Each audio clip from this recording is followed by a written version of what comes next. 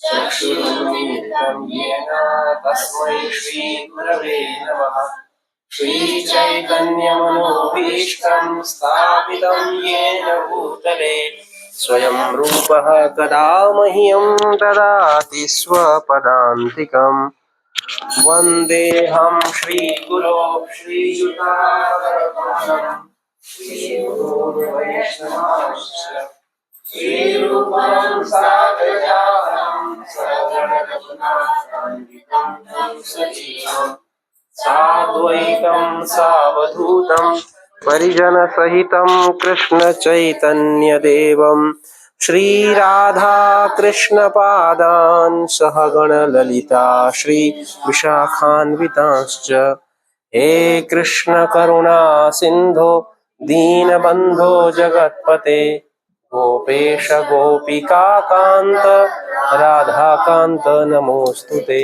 तप्त कांचन गौरांगी राधे वृंदावनेश्वरी वृषभानुसुते देवी प्रणमामि हरिप्रिये।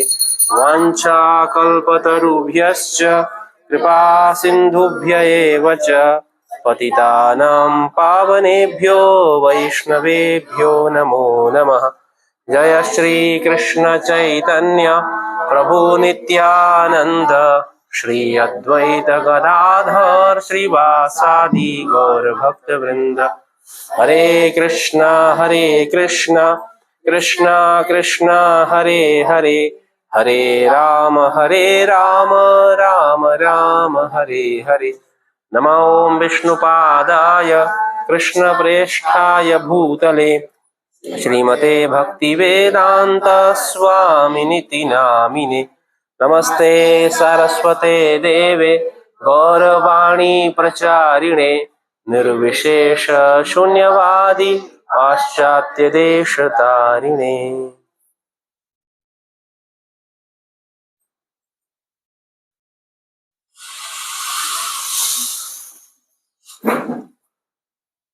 हरे कृष्णा।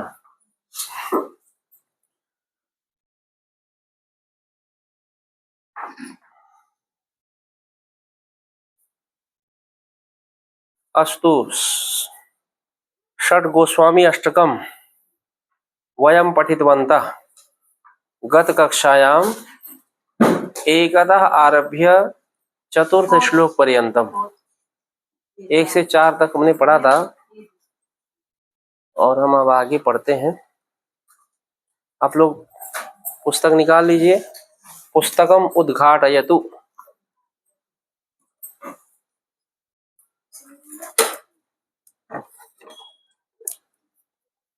षड् गोस्वामी अष्टकम।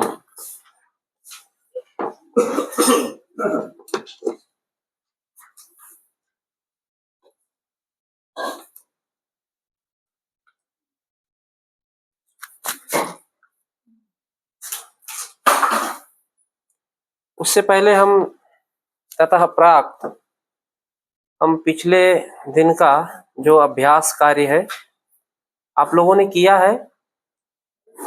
अभ्यास कार्य के साथ हमने आपको एक गृह कार्य और भी दिया था कि आपको अपने बारे में लिख करके और भेजना है। तो 2 लोगों ने भेजा है और बाकी लोग जो है वो इसी कक्षा के भरोसे समझ रहे हैं कि यहाँ पे संस्कृत हम आपको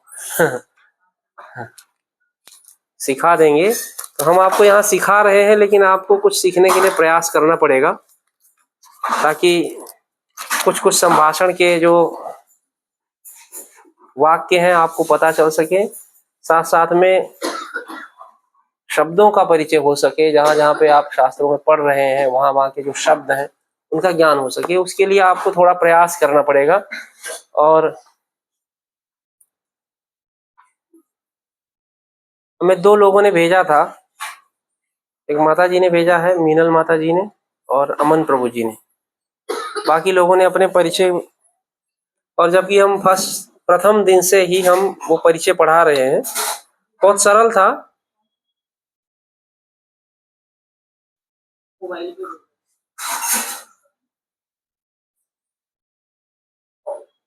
इसमें 5 वाक्य थे। स्व विषये संस्कृते पंचवाक्यानि लिखित्वा प्रेषयन्तु, समूह में भेजना था तो दो लोगों ने भेजा। मम नाम, मेरा नाम क्या है, ठीक है। अहम, मैं क्या करता हूँ, या मैं, अहम के बाद आप कुछ भी जोड़ सकते हो, ठीक है। फिर अहम, दो बार अहम था, और अहम प्रातः, अहम प्रतिदिनम, डैश डैश लिखा हुआ था। तो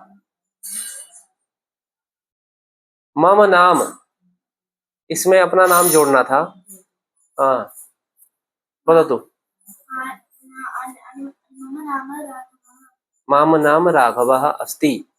हाँ, मम नाम और या राघव, ब्रजेश राम। हाँ, रोजी अस्ति। माता जी, भवती वदतु। मम नाम विजया कुमारी देवी दासी अस्ति, उत्तमम्। द्वितीयं वाक्यम अहम, अब अहम से खुद को जोड़ना है, कुछ भी आप बोल सकते हैं। जिन्होंने नहीं भेजा मैं उन्हीं से पूछूंगा। माता जी भेजिए, आप बताइए। आप लोग सोच के रखिए कुछ। बहुत तमाम। हाँ माता जी, अहम कुछ भी बोलिए, टूटा फूटा या जो भी है।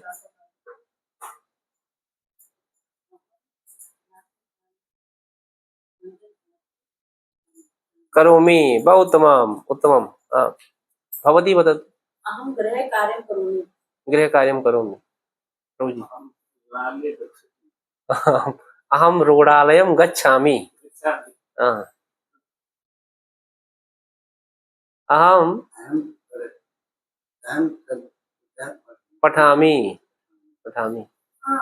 अहम अहम कार्यालय अहम विद्यालयं गच्छामि। बहुत तमाम।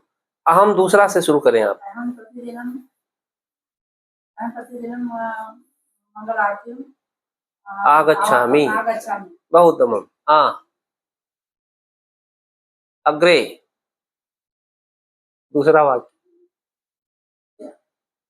आप तो लिख के भेज दिए हैं। अहम कुछ भी बोलिए, छोटा सा। अहम दुग्धम पिबामी, अहम जल, आपने बोल दिया माता जी।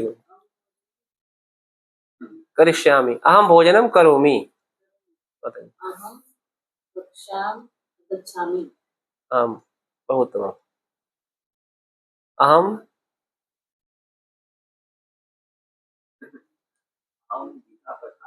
बहुत तमाम। अहम गीतां पठामि। एकादशी व्रत करोमि, बहुत तमाम। अहम नारिकेलं जलं पिबामि। बहुत तमाम। हाँ। बहुत सारे सेंटेंस। अगला है अहम प्रातः। अब प्रातः की जो हम क्रियाएं करते हैं उसमें, अहम प्रातः किम करोमि, भवान प्रातः किम करोति। अहम प्रातः स्नानं करोमि। बहुत तमाम। भवान किम करोति। प्रातः भगवान दर्शनं करोमि, बहुत तमाम। अहम प्रातः प्राणायाम करोमि, बहुत तमाम। प्रातः माला करोमि। जपम करोमि, हाँ, बहुत तमाम। मालाम करोमि, ये भी सही। हाँ माता जी, अग्रे। बहुत तमाम। हाँ। अग्रे, अहम प्रतिदिनम। अब प्रतिदिनम जो पर डे की एक्टिविटी है उसको जोड़ना है। हम वदतु किम करिष्यन्ति। अहम तथा अहम भवान करोतु। अहम प्रतिदिनं दुग्धं पिबामि। भवान दुग्धम पिबति प्रतिदिनम, बहुत तमाम। प्रतिदिनम भवान किम करोति। अहम प्रतिदिनं जपं बहुत तमाम। अहम प्रतिदिनम जपम करोमि। अग्रे, रोजी। गच्छामि, अहम। अहम प्रतिदिनं कार्यालयं गच्छामि। बहुत तमाम।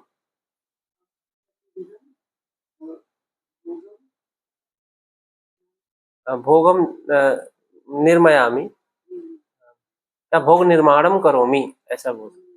करोमि अगर याद है आपको, करोमि, तो आपको बहुत सारी क्रियाओं को याद करने की जरूरत नहीं। जैसे मैं भोजन बनाता हूँ तो अहम भोजन निर्माणम करोमि, वैसे भोजन पकाने को संस्कृत में पाक धातु है, पचामी बोलता है। तो पचामी शब्द जब प्रयोग करते हैं तो कभी कभी जो संस्कृत को जिनको नहीं पता है वो पचामी मतलब पचाता हूँ ऐसा अर्थ निकालते हैं, लेकिन वो अर्थ नहीं, पचामी मतलब पकाता हूँ। अहम भोजनम पचामी, मैं भोजन पकाता हूँ। तो अगर आपको पचामी नहीं आ रहा है, भोजन निर्माणम करोमि, तो अहम करोमि इतना याद है तो स्वयं के लिए आप बहुत सारे संस्कृत वाक्यों को बना सकते हैं। ठीक है माता जी, भवती वदतु। हाँ करता हूँ, हम भवती वदतु। हम प्रातः काल मंगलार्थे गच्छामि। अहम प्रतिदिनम, प्रातः कालम का हो गया, मंदिरम आगच्छामि। आम, आप भी एक एक वाक्य बोल दीजिए। आम, अहम प्रतिदिनम सेवा करोमि। आम, प्रतिदिनम विहार कार्यालयम गच्छामि। बहुत उत्तम। तो आप सभी लोग संस्कृत सीख गए हैं और मैं पूरी तरह से आश्वस्त हूँ कि अब आप लोगों को हमने जो सिखाया है सिखाने में हम सफल रहे हैं। तो अब यह है कि आप इसका अभ्यास करेंगे तो आपको और भी याद हो जाएगा। और सरल वाक्यों को बोलने का, संस्कृत बहुत सरल है इसलिए क्योंकि जब आप सरल शब्दों का प्रयोग करेंगे तो आपको बड़े आराम से इसमें बोलना भी आ सकता है। और भाषा भाषणेन आगच्छति ऐसा कहा गया है, कोई भी भाषा आप बोलेंगे तो आपको आएगी, नहीं बोलेंगे तो नहीं आएगी। कुछ दिन बाद जो आपको लैंग्वेज आ रही है अगर आप उसका प्रयोग नहीं कर रहे हैं तो धीरे धीरे धीरे वो आपको भूल जाएगी। आप चाहे उसमें कितना भी व्याकरण ग्रामर उसका कितना भी आपको ज्ञान हो, वो सब आपका धीरे धीरे भूल जाएगा। तो भाषा प्रयोग पर आधारित है। अब क्योंकि हमारे आसपास कोई संस्कृत में बोलने वाला नहीं है तो हम प्रयोग नहीं करते हैं, लेकिन इसको हम जब प्रयोग करेंगे धीरे धीरे तो सब, जैसे हम जो संस्कृत के श्लोक पढ़ते हैं और जो भी प्रार्थनाएं हैं उनमें पढ़ते हैं तो वहाँ पर भी हमको बहुत सरलता मिलेगी। और जो अपने इस क्लास में हैं, आप यहाँ आते हैं तो इस समय यानी 2 घंटे तो आप ये समझिए कि आपको संस्कृत में ही प्रयास करना है, संस्कृत में बोलने का अभ्यास कीजिए। तो एक माहौल जहाँ पे बनता है वहाँ पर आप अगर बोलेंगे तो थोड़ा आपको अभ्यास होगा। और बोलते समय ये ध्यान रखिए, शुद्ध और अशुद्ध ये दिमाग से निकाल करके बोलिए। हमसे गलती हो जाएगी या इसका क्या मतलब होगा, नहीं, आप पूरी तरह से मतलब विदाउट हेजिटेशन संकोचम बिना आप अगर बोलेंगे तो आपको बोलना आ जाएगा। देखिए जब आप बोलेंगे अगर कोई त्रुटि होगी तभी उसमें आपको सुधार कर सकते हैं। जैसे हम लोग क्या करते थे जब हम विद्यार्थी जीवन में थे, तो जब हम पढ़ते थे संस्कृत तो पढ़ ही रहे थे, लेकिन संभाषण के लिए माहौल चाहिए होता है और वो माहौल हमेशा नहीं मिलता है। कभी आपको ऐसे आपके विद्यार्थी आपके साथ में साथी हैं जो बोलते हैं, कुछ नहीं बोल पाते, तो हम क्या करते थे अकेले बैठ के मतलब बातें किया करते थे। जैसे शीशे के पास बैठ गए और ऐसे ही बात कर रहे हैं, तो क्या है कि वो आपको बोलते बोलते बोलते बोलते आपको खुद से ही पता चलेगा कि आप कहाँ पर गलती कर रहे हैं। जब आप बोलेंगे तभी आपको पता चलेगा। तो ये संभाषण की यही कला है, संभाषण का जो हमारा बिंदु है उसमें यही है कि जब आप संभाषण करेंगे तो आपको संभाषण आएगा, अगर आप नहीं करेंगे तो नहीं आएगा।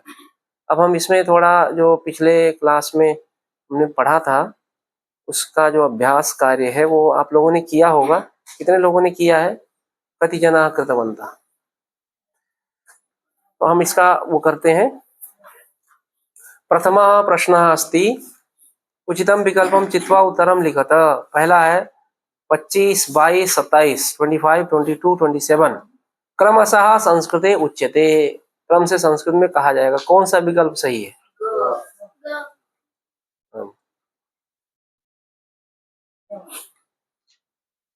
सही होगा यही।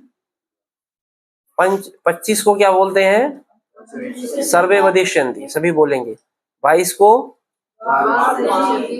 और 27 को सप्तविंशति, पंचविंशति 25, द्वाविंशति 22, सप्तविंशति 27। पंचविंशति पुस्तकानि सन्ति, गीतायाः पञ्चविंशतिः पुस्तकानि, मम पार्श्वे गीतायाः पञ्चविंशतिः पुस्तकानि सन्ति। अद्य अहं गीतायाः पञ्चविंशतिः पुस्तकानि वितरणं कृतवान्। आज मैंने 25 भगवद गीता वितरण किया। पंचविंशति मंदिरे पंचविंशति जनाः सन्ति। मंदिर में पंचविंशति जनाः मंगलारती मध्ये आगच्छन्ति। 25 लोग। सप्तविंशति जनाः कथां शृण्वन्ति। तो ऐसे आप प्रयोग कर सकते हैं। हितकारिणो, दूसरा डैश हितकारिणो क्या होगा? हाँ, तो ये हमने श्लोक में पढ़ा था षट गोस्वामी अष्टकम में, लोकानां हितकारिणो करुणया चात्यंत दीनो च यो, ऐसे आया था शायद। लोकानां हितकारिणो।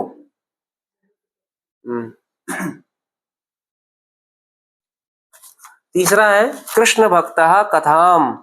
इस हाँ, तो हम के लिए और करके बताए थे। तो जहाँ पे तुम लगेगा वो किसके लिए होता है? के लिए होता है। कृष्ण भक्तः कथाम श्रोतुम, कृष्ण भक्तः यानी भगवान का जो कृष्ण के भक्त हैं वो कथा सुनने के लिए। हाँ, लोकानाम हितकारिणो त्रिभुवने मान्यो शरण्या करो, कथाम श्रोतुम। और चतुर्था प्रश्न अस्ति सच्चिदानंद विग्रह अस्ति। कृष्ण, बहुत सरल है। अग्रे चलामः। षट गोस्वामी श्री षट गोस्वामी अष्टकम 5 से 8 श्लोक निकाल लीजिए, पेज नंबर 39, 49 पृष्ठ संख्या।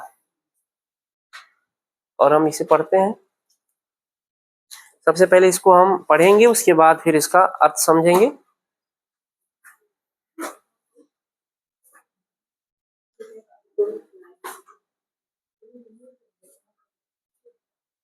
श्लोक संख्या 6, हाँ श्लोक संख्या 5। कूजत कोकिल हंस सारस गणा कीर्णे मयूराकुले। पढ़िए।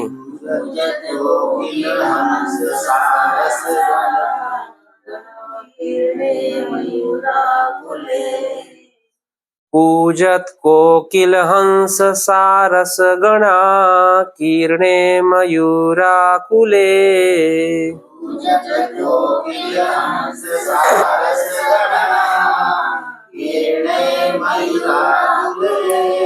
नाना रत्न निबद्ध मूल बिटप श्रीयुक्त वृंदावने।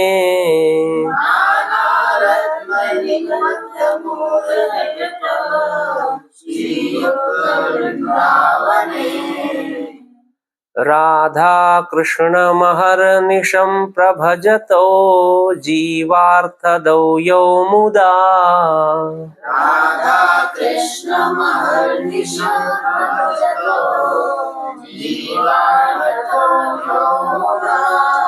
वंदे रूप सनातनो रघुयुगो श्रीजीव गोपालको। वंदे रूप सनातनो रघुयुगो श्रीजीव गोपालको। संख्या पूर्वक नाम गाननतिभिः कालावसानी कृतो। संख्या पूर्वक नाम गाननतिभिः कालावसानी कृतो। निद्राहार विहार कादि विजितो चात्यंत दीनो च यो।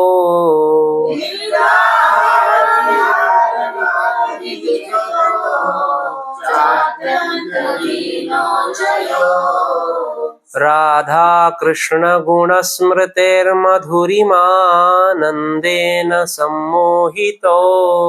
राधा कृष्ण गुण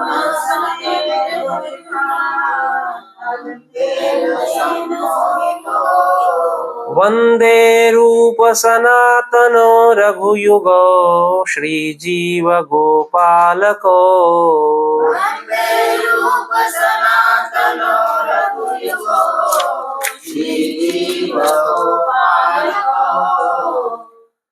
राधा कुंड तटे कलिंद तनया तीरे च वंशी वटे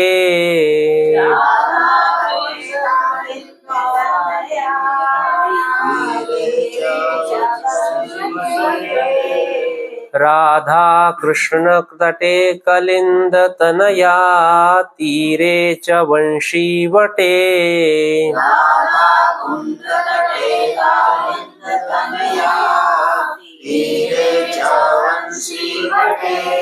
प्रेमोन्माद वशाद शेष दशया ग्रस्तौ प्रमत्तौ सदा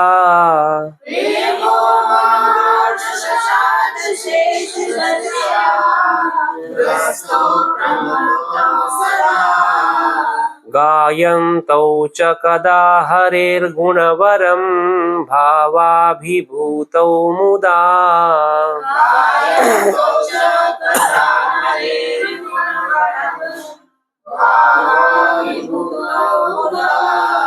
वन्दे रूप सनातनो रघुयुगो श्रीजीवगोपालको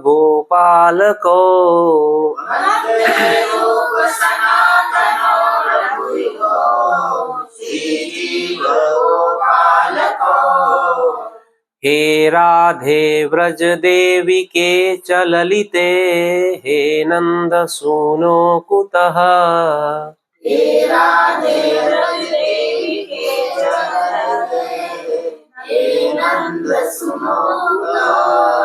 श्री गोवर्धन कल्प पादपतले कालिंदी वन्ये कुतः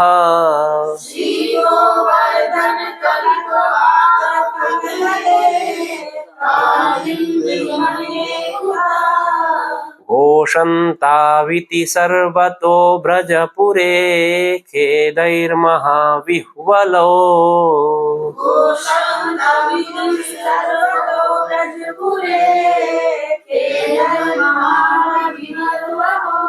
वन्दे रूप सनातनो रघुयुगो श्रीजीवगोपालको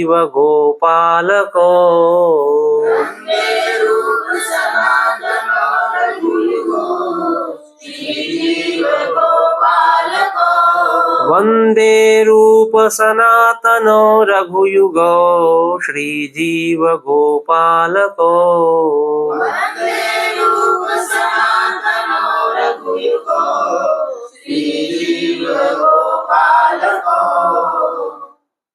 हरे कृष्णा। तो मैंने इसको आपको ग्रुप पे भी भेजा था, कितने लोगों ने पढ़ा था? कदी जना पढ़ी तो अंत? अच्छा, उसमें 5 से 8 श्लोक आप पढ़ सकते थे। श्लोक उसका हिंदी अर्थ वहां पे हमने भेजा था।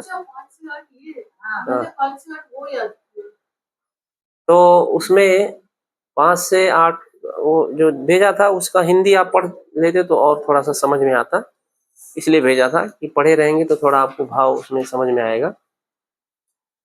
अब हम इसका अर्थ समझते हैं कि हमने बता दिया था कि ये किस छंद में है। पूरा जो अष्टकम है ये शार्दूल विक्रीडित छंद में। शार्दूल विक्रीडित छंद का मतलब है कि इसमें एक लाइन में कितने अक्षर हैं? एक लाइन में 19 अक्षर है, 19 अक्षरा। तो एक लाइन में 19 अक्षर है, लेकिन 12 अक्षरों पर रुकना होता है और आगे के 7 अक्षर जो है वो आगे उसमें आते हैं। जैसे भी आपने पढ़ा पूजत कोकिल हंस सारस गणा, यहाँ तक ठीक है। हर शब्द गणा किरणे एक ही शब्द है, मगर गणा पे यहाँ पर 12 अक्षर हो जाते हैं।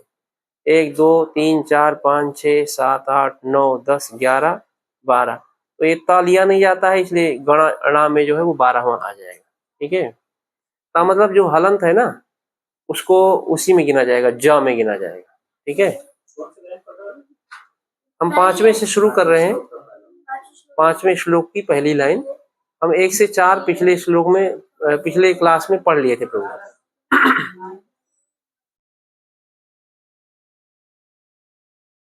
त जो है वो हलंत है इसलिए वो ज के साथ मिल जाएगा। ठीक है, तो ये इस तरह से 12 हो जाते हैं। और ऐसे ही आप किसी भी लाइन में जाएंगे जहां पे रुकना होता है वहां तक 12 हो जाएगा। ठीक है, जैसे नाना रत्न निबद्ध मूल बिटप श्री, तो बिटप पे आ जाएगा यहाँ पे 1 2 3 4 5 6 7 8 9 10 11 12 प पे आएगा। ठीक है, बिटप, फिर श्री युक्त वृंदावने आगे 7 अक्षर हैं। ठीक है, 1 2 3 4 5 6 7।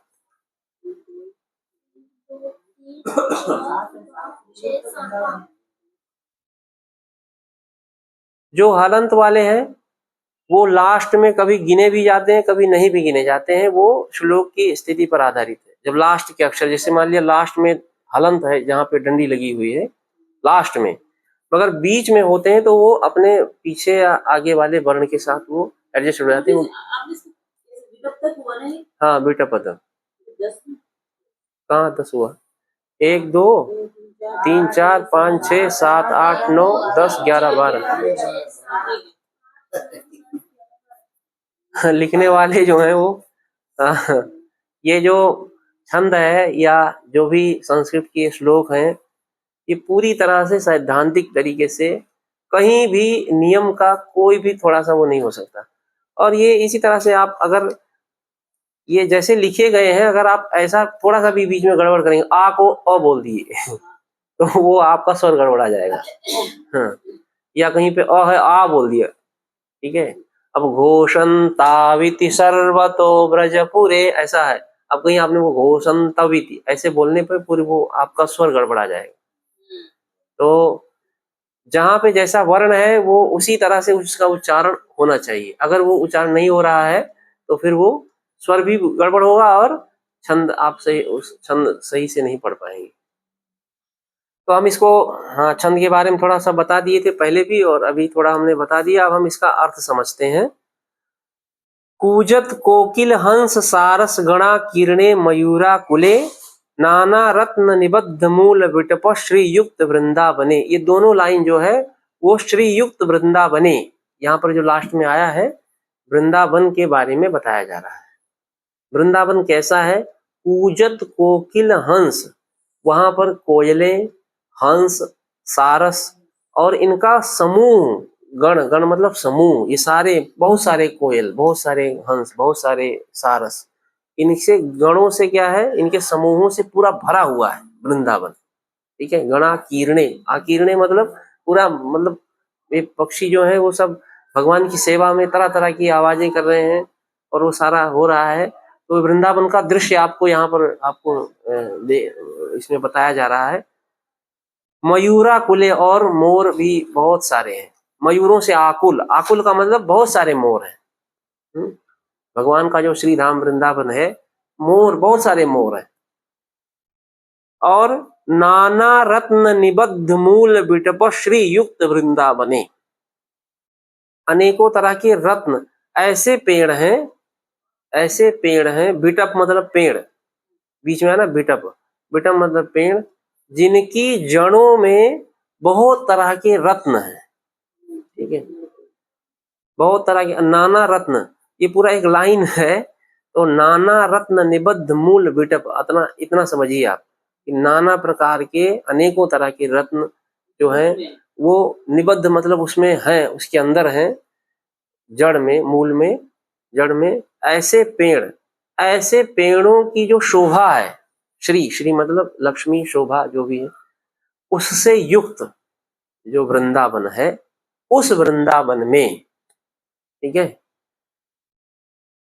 ऐसे वृंदावन में राधा कृष्ण महर्निशम प्रभजतो, राधा और कृष्ण, भगवान कृष्ण और राधा रानी का अहर्निशम, राधा कृष्णम अहर्निशम, ये अलग अलग करेंगे, राधा कृष्ण महर्निशम ऐसे लिखा है ना एक साथ में, तो राधा कृष्णम और अहर्निशम, आहर मतलब होता है दिन, निशम मतलब होता है रात, दिन और दिन रात 24 घंटे भगवान श्री कृष्ण और राधा रानी का 24 घंटे भजन करते हुए, प्रभजतौ, भजन करते हुए, जीवार्थदौ यो मुदा, और जीव मात्र के लिए जो उसका जीवार्थ दो, ये शब्द ऐसे है कि जीव मात्र का जो अर्थ है, अर्थ मतलब पुरुषार्थ, परम पुरुषार्थ, जीव मात्र का परम पुरुषार्थ क्या है? भक्ति, भगवान की भक्ति। उसको वो प्रदान करने वाले हैं, जो 6 गोस्वामी हैं वो उसको प्रदान करने वाले हैं। जीव मात्र लिविंग एंटिटी जो भी है, उसको उसका जो परम पुरुषार्थ है भक्ति, उसको प्रदान करने वाले हैं। प्रेम पूर्वक प्रदान करने वाले, मुदा मतलब प्रेम पूर्वक, बहुत ही प्रेम से वो सभी जीवों के लिए वो भक्ति जो परम पुरुषार्थ है जीवों का, उसको प्रदान करने वाले ऐसे 6 गोस्वामियों की मैं वंदना करता हूँ। रूप, श्रील सनातन, श्रील रघुनाथ दास, श्रील रघुनाथ भट्ट, श्रील जीव गोस्वामी और श्रील गोपाल भट्ट गोस्वामी, इन 6 गोस्वामियों की मैं वंदना करता हूँ। ठीक है। पहली 2 लाइन में वृंदावन का वर्णन किया गया, कैसे वृंदावन में वो भगवान की भजन कर रहे हैं। तो ऐसा वृंदावन है जहां पर अनेक तरह के कोयल, हंस, सारस के समूह से पूरा व्याप्त है, मोरों से व्याप्त है, अनेकों तरह के रत्नों से, ऐसे पेड़ हैं जिनकी जड़ों में अनेकों तरह के रत्न हैं, ऐसे पेड़ों से युक्त वृंदावन में भगवान श्री कृष्ण और राधा रानी का भजन करते हुए, ऐसे नहीं कि केवल दिन में या 24 घंटे अहर्निशम 24 घंटे भजन करते हुए जो प्रेम पूर्वक सभी जीवों के परम पुरुषार्थ भक्ति को प्रदान करने वाले हैं, ऐसे इन 6 गोस्वामियों की मैं वंदना करता हूँ। ठीक है। अगला श्लोक, इसमें समझ में आ गया?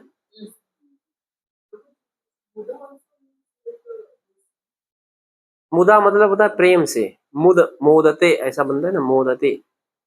संस्कृत में एक धातु है मुद, हर्षे, मुद हर्ष यानी खुशी होने के अर्थ में, तो उसी से यहाँ पे मुदा बना है। मुदा मतलब है प्रेम से, बहुत प्रेम पूर्वक। अगले हम श्लोक में देखेंगे, इसमें 2 लाइन में वहां पर वृंदावन की बात की गई थी और फिर वहां पर उस वृंदावन में वो क्या करते हैं वो बताया गया था। अब इन 4 लाइनों में वो क्या करते हैं ये बताया गया है। संख्या पूर्वक नाम गान नतिभिः कालावसानी कृतौ, एक लाइन, कालावसानी कृतौ, काल मतलब समय, अवसानी मतलब व्यतीत करने वाले। ठीक है, समय को व्यतीत करने वाले। कालावसानी कृतौ, किस तरह से समय व्यतीत कर रहे हैं? तो बताया कि संख्या पूर्वक नाम गान नतिभिः, संख्या पूर्वक, निश्चित संख्या है। ठीक है, निश्चित संख्या है कि इतनी संख्या भगवान के नाम का जप करेंगे, इतने देर तक कीर्तन करेंगे, इतना प्रणाम करेंगे, ये सब संख्या निश्चित है। तो संख्या पूर्वक नाम, भगवान के नाम का उच्चारण यानी जप, गान यानी भगवान के नाम का संकीर्तन, और नति, नति मतलब होता है प्रणाम। ठीक है, प्रणति शब्द सुना हो, प्रणति आता है ना, प्रणति प्रणाम करना, नति शब्द है, तो नति मतलब प्रणाम। तो संख्या पूर्वक निश्चित जो है उस तरह से नाम, भगवान के संकीर्तन और प्रणाम के द्वारा अपने समय को व्यतीत करने वाले। ठीक है, संख्या पूर्वक नाम जप, नाम संकीर्तन और प्रणाम आदि के द्वारा जो अपना समय व्यतीत करते हैं।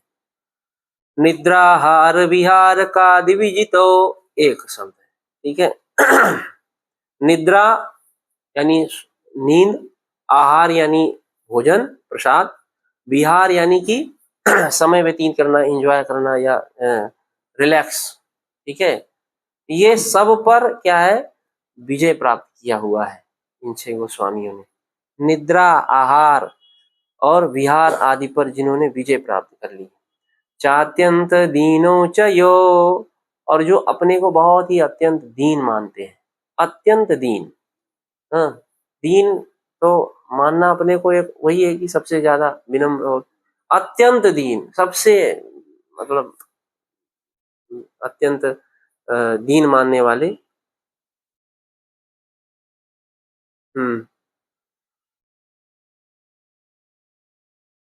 चा अत्यंत दीनो चा यो, इस तरह से है। यहाँ पे अत्यंत चा चा 2 बार आया है ना, तो चा का मतलब होता है और, ठीक है। और ये और ऊपर भी जुड़ जाएगा, यहाँ भी जुड़ जाएगा। 3 यहाँ पर उनकी विशेषताओं को बताया गया है। पहले में ये है कि संख्या पूर्वक नाम गान और प्रणाम के द्वारा समय को व्यतीत करने वाले, और निद्रा आहार और विहार के द्वारा निद्रा आहार और विहार को जीते हुए हैं, जो नींद जीते हुए हैं। आहार भोजन भी कोई इतना वो नहीं है। और विहार, विहार का मतलब होता है कि खाली समय व्यतीत करना या रिलैक्स माइंड होना। कहते हैं इतना देर तक हमने ये कर लिया, सेवा कर ली, अब हम शांत होंगे, कुछ ऐसे खाली बैठेंगे, तो विहार इसको बोलते हैं, ठीक है। हाँ, और अपने को अत्यंत दीन मानने वाले, ठीक है। राधा कृष्ण गुण स्मृतेर मधुरिमा नंदेन सम्मोहितो, तो सम्मोहितो भगवान श्री कृष्ण और राधा, राधा और कृष्ण के गुणों का स्मरण करने के द्वारा, गुण स्मृते ऐसे है, जब गुण स्मृते और फिर मधुरिमा अलग अलग करेंगे, तो जब गुणों का स्मरण करते हैं तो भगवान राधा रानी और भगवान श्री कृष्ण के बीच का जो माधुर्य रूप, जो उनका माधुर्य के द्वारा जो गुण है, उस गुण को वो बार बार जब स्मरण करते हैं तो आनंदित हो जाते हैं, और उस आनंद से सम्मोहित हो जाते हैं। सम्मोहित होने का मतलब है कि विमुग्ध रहते हैं। विमुग्ध का मतलब भगवान के ही उन गुणों में ही खोए रहते हैं, भगवान की उस माधुर्य में, लीलाओं में, और उनके उसमें खोए रहते हैं। तो इस तरह से ऐसे 6 गोस्वामियों, श्री रूप गोस्वामी, श्रील सनातन गोस्वामी, श्री रघुनाथ दास गोस्वामी, श्री रघुनाथ भट्ट गोस्वामी, श्रील जीव गोस्वामी और श्री गोपाल भट्ट रघुनाथ, श्री गोपाल भट्ट गोस्वामी, इन 6 गोस्वामियों की मैं वंदना करता हूँ। मधुरिमा मतलब माधुर्य, माधुर्य प्रेम लीलाएं जो भगवान की होती हैं। मधुरिमा नंदेन, ऐसा है ना, मधुरिमा यानी माधुर्य रूप भगवान की जो लीलाएं हैं, उस लीलाओं का जब वो स्मरण करते हैं तो उसमें आनंदित हो जाते हैं। तो उस आनंद से, मतलब उस आनंद में सराबोर रहते हैं 24 घंटे। मधुरिमा नंदेन सम्मोहित, राधा कृष्ण के गुण का स्मरण करने के कारण जो माधुर्य रूपी आनंद है, उस आनंद से सम्मोहित रहने वाले, ठीक है। ऐसे 6 गोस्वामियों की मैं वंदना करता हूँ। अग्रे चला महा, आगे है, इसमें समझ में आ गया। निद्रा आहार विहार आदि विधि को, हाँ, तो निद्रा आहार का तो समझ में आता है, लोग जैसे व्रत करते हैं तो आहार पर एक तरह से, और विहार पे भी कर सकते हैं जिस समय में हम अपने भगवान को प्रीति करें। लेकिन ये जो निद्रा होती है ना, तो निद्रा में जो आर्य तो आर्य इसके मतलब 2 घंटे सोते थे श्री रूप गोस्वामी, 2 घंटे, 24 घंटे, 2 घंटे भी नहीं सोते थे, उसमें भी भगवान का ही स्मरण चलता था। निद्रा के लिए पालन हाँ, वो काम बता तो रहे ना, 2 घंटे भी नहीं सोते, वो भी नहीं सोते थे।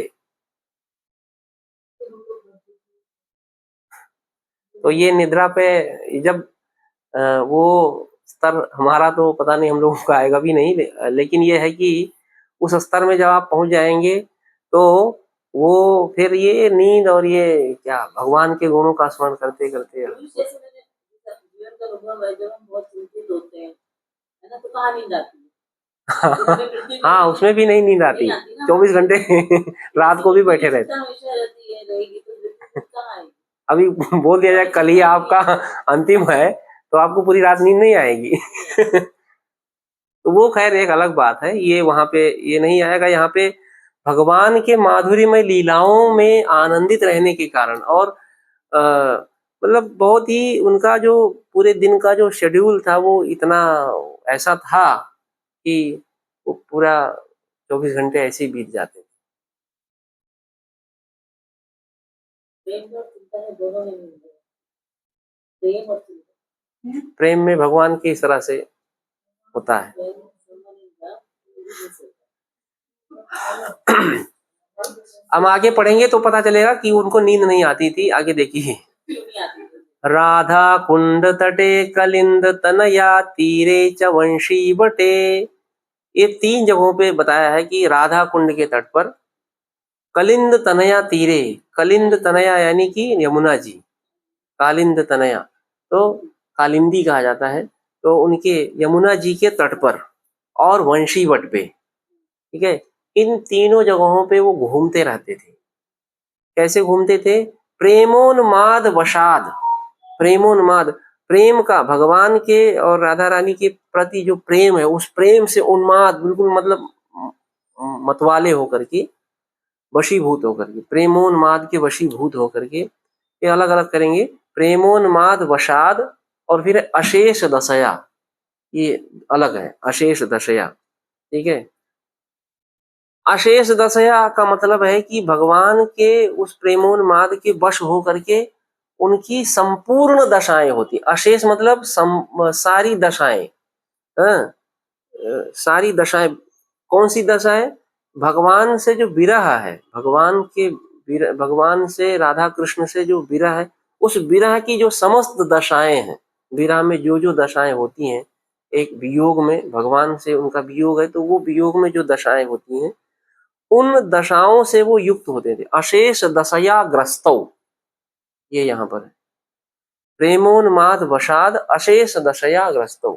तो विरह में बहुत सारी दशाएं होती हैं, इसमें भगवान को जोर जोर से पुकारना, हाँ, बड़े जोर से रोना, हाँ, या जो भी हम अब चैतन्य चरितामृत में पढ़ेंगे, भगवान चैतन्य महाप्रभु की बहुत सारी वहाँ पर विकार बताए गए हैं। जब शारीरिक विकार होते हैं, किस तरह से उनका जो शरीर है वो हो जाता है। तो वो विरह की बहुत सारी अवस्थाएं हैं, प्रेम भी होता है, हर्ष भी होता है, उन्माद भी होता है, हाँ, मतलब ऐसे बोलते रहना बड़बड़, ऐसे बहुत सारी उसकी दशाएं हैं। उसको कई सारे संचारी भाव कहे जाते हैं, 33-34 तरह के होते हैं जो हमारे शरीर में होते हैं, ऐसे विकार उत्पन्न होते हैं भगवान से या किसी से विरह होता है। तो भगवान के प्रेमोन्माद के वश के कारण अशेष दशया, सारी दशाओं से वो ग्रस्त है, ठीक है, विरह की सारी दशाएं उनके शरीर में। प्रमत्तो सदा, और प्रमत्त होकर, प्रमत्त का मतलब जैसे पागल का जो आचरण होता है, पागल व्यक्ति का आचरण, तो उस तरह से प्रमत्त होकर, भगवान के प्रेम में बिल्कुल पागल होकर के, सदा हमेशा। गायन्तौ च कदा हरेर्गुणवरं भावाभिभूतो मुदा, ऐसे प्रमादी होकर के, और इस तरह से वो इन सारे जगहों पे घूमते रहते थे। कभी राधा कुंड के तट पर, कभी यमुना के तट पर, कभी वंशी वट पर, इस तरह से वो घूमते रहते थे। और कदा, कदा शब्द आया है, कदा मतलब कभी कभी, हरेर गुणवरम गायन्तौ, भगवान के श्रेष्ठ गुण, वरम मतलब वरम, वरम मतलब श्रेष्ठ गुण, श्रेष्ठ जो भगवान के जो गुण हैं, उन गुणों को गाते हुए, उन गुणों का गान करते हुए, कभी कभी भगवान के श्रेष्ठ जो गुण हैं उनको गाते हुए, भावाभिभूतो मुदा, यहाँ पे भी मुदा शब्द आया, मुदा मतलब हर्ष पूर्वक, प्रसन्न हो करके, भगवान के उन श्रेष्ठ गुणों को गाते हुए भावाभिभूत हो जाते हैं। भाव में भाव विभोर हो जाते हैं, यानी भगवान का जब उन गुणों को गा रहे होते हैं तो मतलब पूरा भावना से ऐसे हो जाते हैं, आंखों से आंसू आ रहे होते हैं, भावाभिभोर हो जाते हैं। ऐसे इन 6 गोस्वामियों की मैं वंदना करता हूँ, ठीक है। यहाँ पर कुछ समझना है या कुछ हम आगे चले?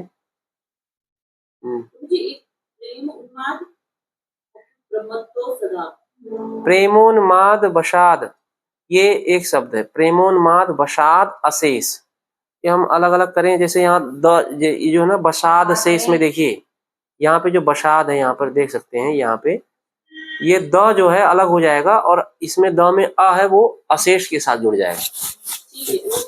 हाँ, तो मैं बता रहा हूँ, मैं बता रहा हूँ, प्रेमोन्माद वशाद यानी प्रेम से उन्मत्त होकर के, प्रेम से उन्मत्त होकर के, और सारी, ये एक ही शब्द, इस ये मतलब थोड़ा थोड़ा सिमिलर है, लेकिन उनकी जो स्थिति है उसको बताने के लिए, हाँ,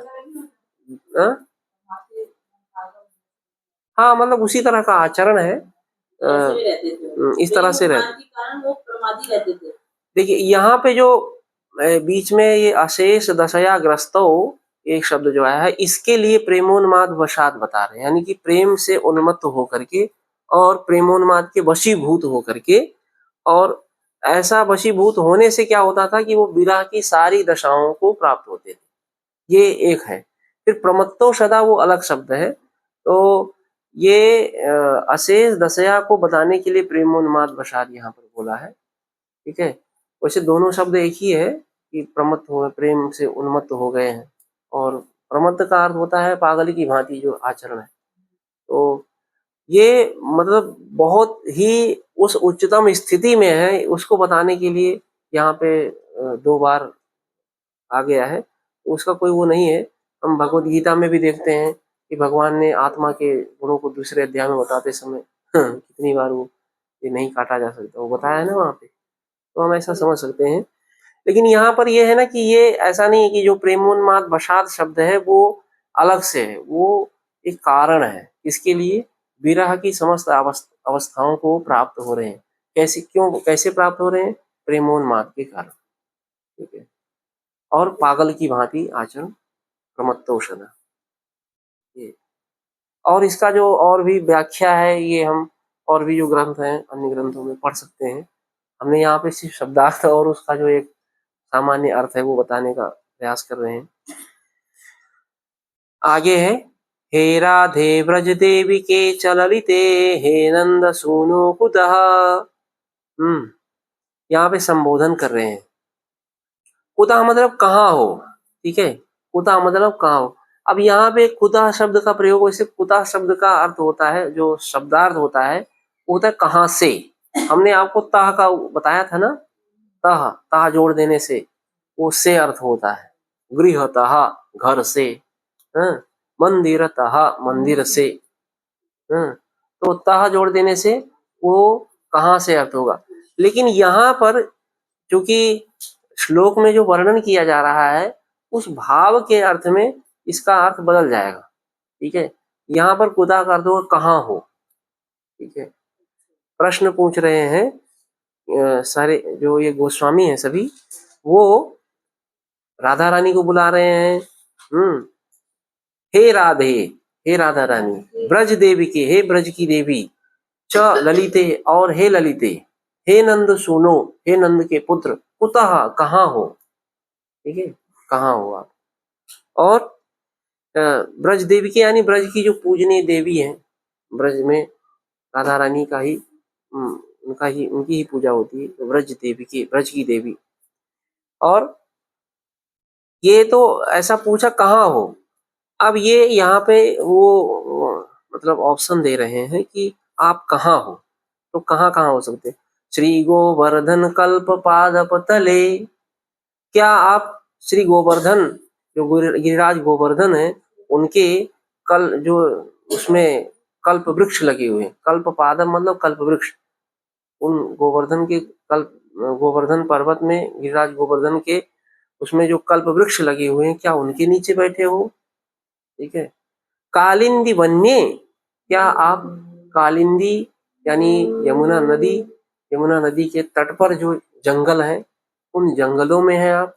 ठीक है, कालिंदी वन्य, आप कहाँ हो।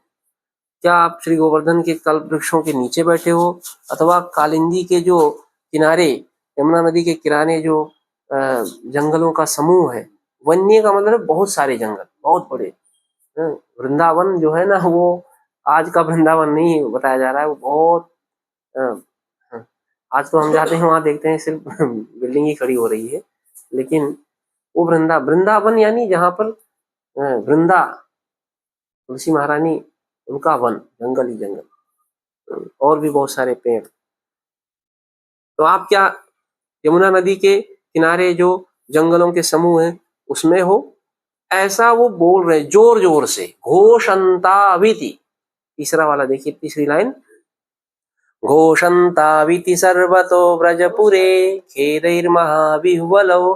घोषंता का मतलब होते हैं घोषंतौ इति, अलग अलग करेंगे। घोषंतौ जैसे औ सब जगह आ रहा है, ऐसे यहाँ भी घोषंतौ में भी औ है, लेकिन यहाँ संधि हो गई है, इति के साथ संधि हुई है, तो इसलिए वो घोषंताविति हो गया। घोषंतौ इति यानी जोर जोर से पुकारते हुए, जोर जोर से, हे राधे, हे ब्रज देविके, हे ललिते, हे नंद सुनो, हे नंद के पुत्र कहाँ हो, जोर जोर। घोषंत, घोषंत मतलब होता है जोर जोर से, बहुत जोर जोर से चिल्लाना, ठीक है, बड़े जोर जोर से पुकारते हुए।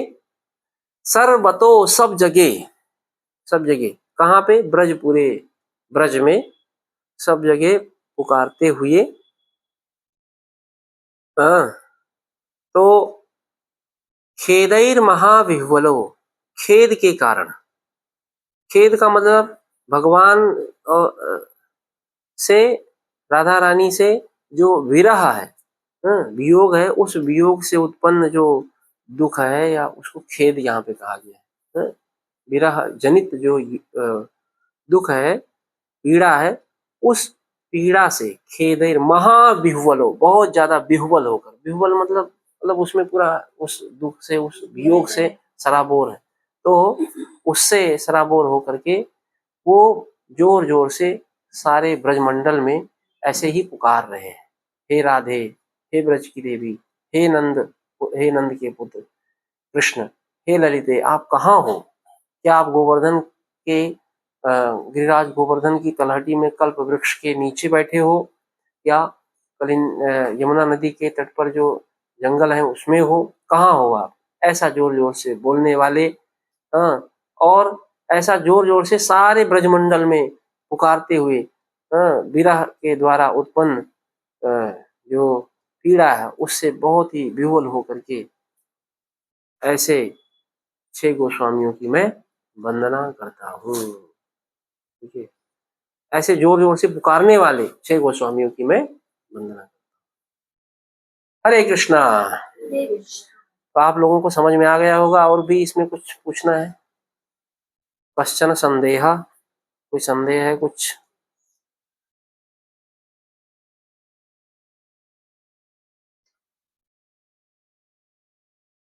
कि आप इस तरह से पढ़ रहे हैं, अब इसका जब भी आप उच्चारण करेंगे तो आपको पूरा अच्छे से पढ़ते ही वक्त आपको उसका अर्थ समझ में आएगा, और जब तक अर्थ नहीं समझ में आता है तब तक वो भाव में आप नहीं जा पाएंगे।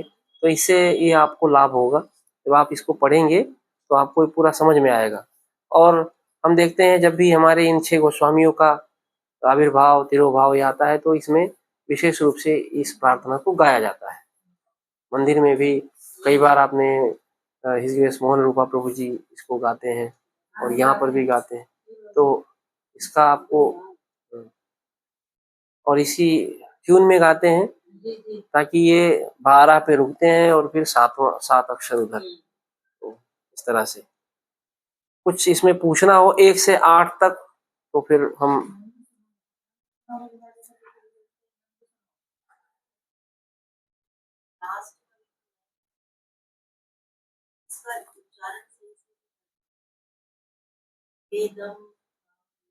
खेदैर महाविह्वलो, र जो है माँ के ऊपर चला गया ना, तो खेदैर, खेदैर, खेद होता है ना, खेद जैसे कहते हैं खेद प्रकट करता हूँ, खेदैर महाविह्वलो, खेदैर, बोलिए खेदैर महाविह्वलो, खिन्नता से बहुत ही विह्वल हो।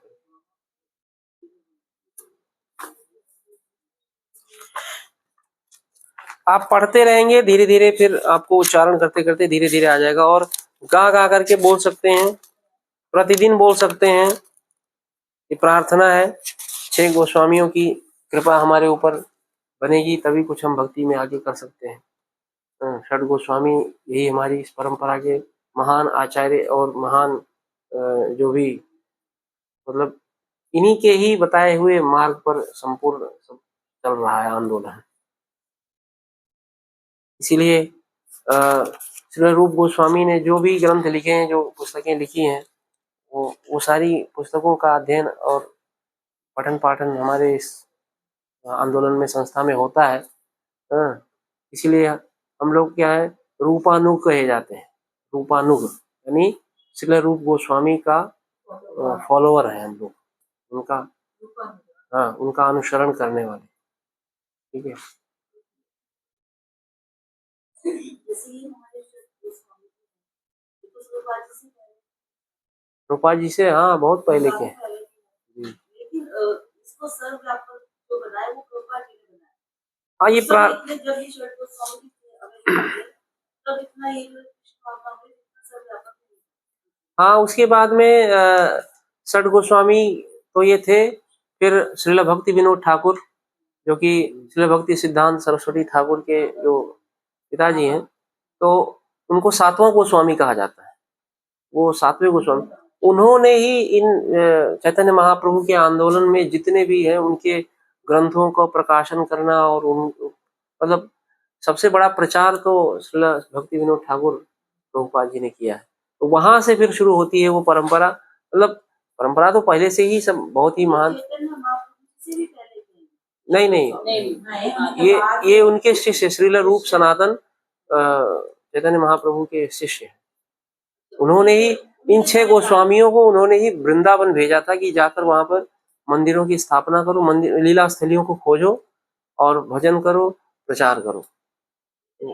हाँ, मंदिरों का भी निर्माण, उनके समय समकालीन, हाँ, उन्हीं के समकालीन, मतलब उन्हीं के शिष्य हैं। हाँ, श्री रूप सनातन।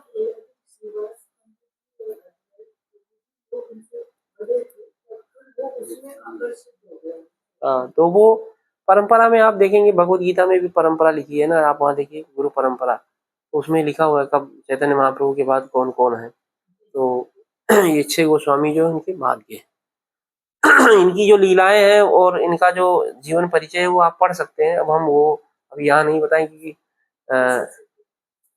उसमें पूरा इनकी लीलाएं कैसे हैं, ये बहुत बड़े बड़े घरों के हैं। ये ऐसे नहीं है कि ऐसे ही जाकर के वहां पे भजन करने लगे, और बड़ी बड़ी पोस्ट, इतनी बड़ी प्रधानमंत्री उस समय, रूप सनातन, हाँ, प्रधानमंत्री उस समय के प्रधानमंत्री, हाँ, इतना सारा वैभव था। और ये गोपाल भट्ट गोस्वामी जो है, और ये तो श्रील रूप गोस्वामी, सनातन गोस्वामी, श्रील जीव गोस्वामी, ये तो एक ही घर के हैं, श्रील जीव गोस्वामी के ही, हाँ, वो दोनों भाई थे, और ये जीव गोस्वामी उनके भतीजे। हाँ हाँ, जी जी जी।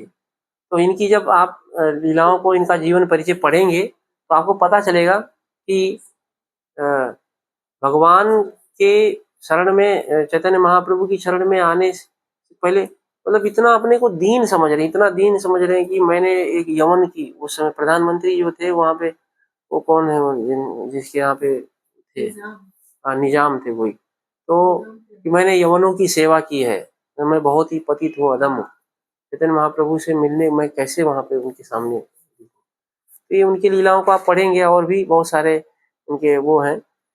इसमें ये षड गोस्वामी अष्टकम में बताया गया है कि जब वो वृंदावन में रह रहे थे तो क्या स्थिति थी, उनके सभी गुणों का वर्णन यहाँ पे किया गया है। और इसे हमें पढ़ना चाहिए, प्रतिदिन पढ़ना चाहिए, इससे हमें इन 6 गोस्वामियों की कृपा मिलती है। हरे कृष्णा। ठीक है, तो इसमें आप लोग अब आप इसे पढ़िएगा, और कुछ पूछना हो तो पूछ सकते हैं, नहीं हम आगे चलते हैं। द्वादशा दिवसा में यहाँ पर है हरिनामामृत व्याकरणम, ये तो हम पढ़ रहे हैं थोड़ा थोड़ा, हमने पिछले उसमें 2-3 उदाहरण पढ़े थे, ठीक है। और संभाषणम पे हम आते हैं, ठीक है। अभी जब हम ये पढ़ लेते हैं तो फिर हम हरिनामामृत व्याकरणम के भी कुछ उदाहरणों का अध्ययन करेंगे, जिनमें वहां पर कैसे शब्द मिलते हैं, जैसे यहाँ पर भी कुछ कुछ आए हुए हैं इस श्लोक में, इसमें षड गोस्वामी अष्टकम में, या अभी देख लेते हैं, फिर हम पढ़ते हैं, नहीं भूल जाएंगे। जैसे यहाँ पे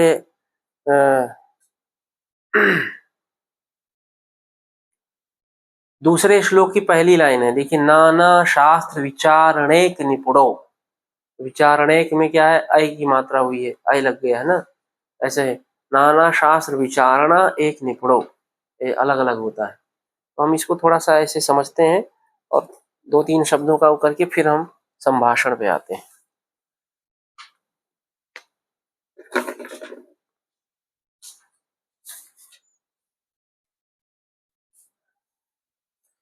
बहुत सारे शब्द हैं, जब हम ये संधि के कारण ऐसे अलग अलग हो गए हैं।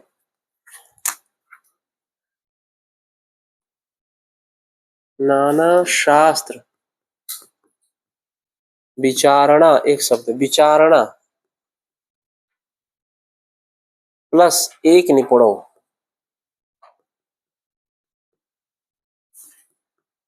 इस तरह से हुआ है ये। मतलब केवल अनेकों तरह के शास्त्रों का शास्त्रों पर चर्चा करने वाले। आपने एक चित्र देखा होगा, 6 गोस्वामी बैठे हुए हैं ऐसे लाइन, ऐसे बैठे हुए ना, चंद्राकार गोलाकार आकृति में। और हाँ, चित्र देखा होगा। और वो बैठे हुए ऐसे नहीं कि बैठे हुए मतलब तुम्हारा खाना पानी कैसे चल रहा है, ऐसा नहीं चर्चा कर रहे हैं। चर्चा ये कर रहे हैं भगवान की लीलाओं का, और अनेक शास्त्रों का चर्चा हो रही है वहां पे। तो वो चर्चा जो है वो केवल शास्त्रों पे चर्चा होती है, केवल शास्त्रों पे। तो इसीलिए एक निपुण, नाना शास्त्र विचारणा एक निपुण। एक निपुण मतलब केवल ना अनेकों तरह के शास्त्रों की चर्चा करने में जो निपुण है, ठीक है। बैठ के वहां पे भगवान के लीलाओं की चर्चा, भगवान के लीलाओं से संबंधित जो शास्त्र हैं उन पर चर्चा, उन शास्त्रों में उन शब्दों का क्या अर्थ होगा, व्याख्या क्या होगी, ये सब, इन सब चीजों पे चर्चा। तो इस तरह से हमें जब बैठे हैं हम भक्तों के बीच में, तो हमें सिर्फ भक्ति से संबंधित जो कार्यकलाप है उन पर चर्चा करनी चाहिए। ये हमें ये शिक्षा यहाँ पर मिलती है। और भी बहुत सारे शब्द हैं जो एक साथ में जुड़े हुए हैं। ऐसे देखिए, आनंदाम्बुधि वर्धनैक निपुणो, यहाँ पर भी एक निपुणो आया है ना। यहाँ पे जो तीसरा वाला श्लोक है उसकी दूसरी लाइन, यहाँ पे देखिए, नाना आनंदाम्बुधि वर्धनैक निपुणो, एक निपुणो, यहाँ पर भी शब्द आया है। एक निपुणों का शब्द का अर्थ होता है जो मतलब उसी में निपुण है। हाँ, केवल शास्त्र का चर्चा करने जब बैठेंगे चर्चा ही करेंगे, ये नहीं कि और इधर उधर की बातें करेंगे। आनंदाम माने आनंद के समुद्र को बढ़ाने में ही जो निपुण है। जब भगवान की लीलाओं का चिंतन उनका जब वो करते हैं तो आनंद का सागर उनका बढ़ना शुरू हो जाता है। ठीक है, आनंद अम्बुधि, हाँ, आनंद अम्बुधि, हाँ, इसको भी समझ लीजिए ऐसे ही है। आनंद, तो फिर वो जो दा है वो द हो जाता होगा ना प्रभु जी? नहीं, ये ऐसे ही है। अम्बुधि, अम्बुधि मतलब होता है सागर। नहीं, आनंदा लिखा है ना, जैसे जैसे हम संस्कृत पढ़ते हैं, हाँ, तो वहां पर लिखा है आनंदाम बुद्धि, है ना?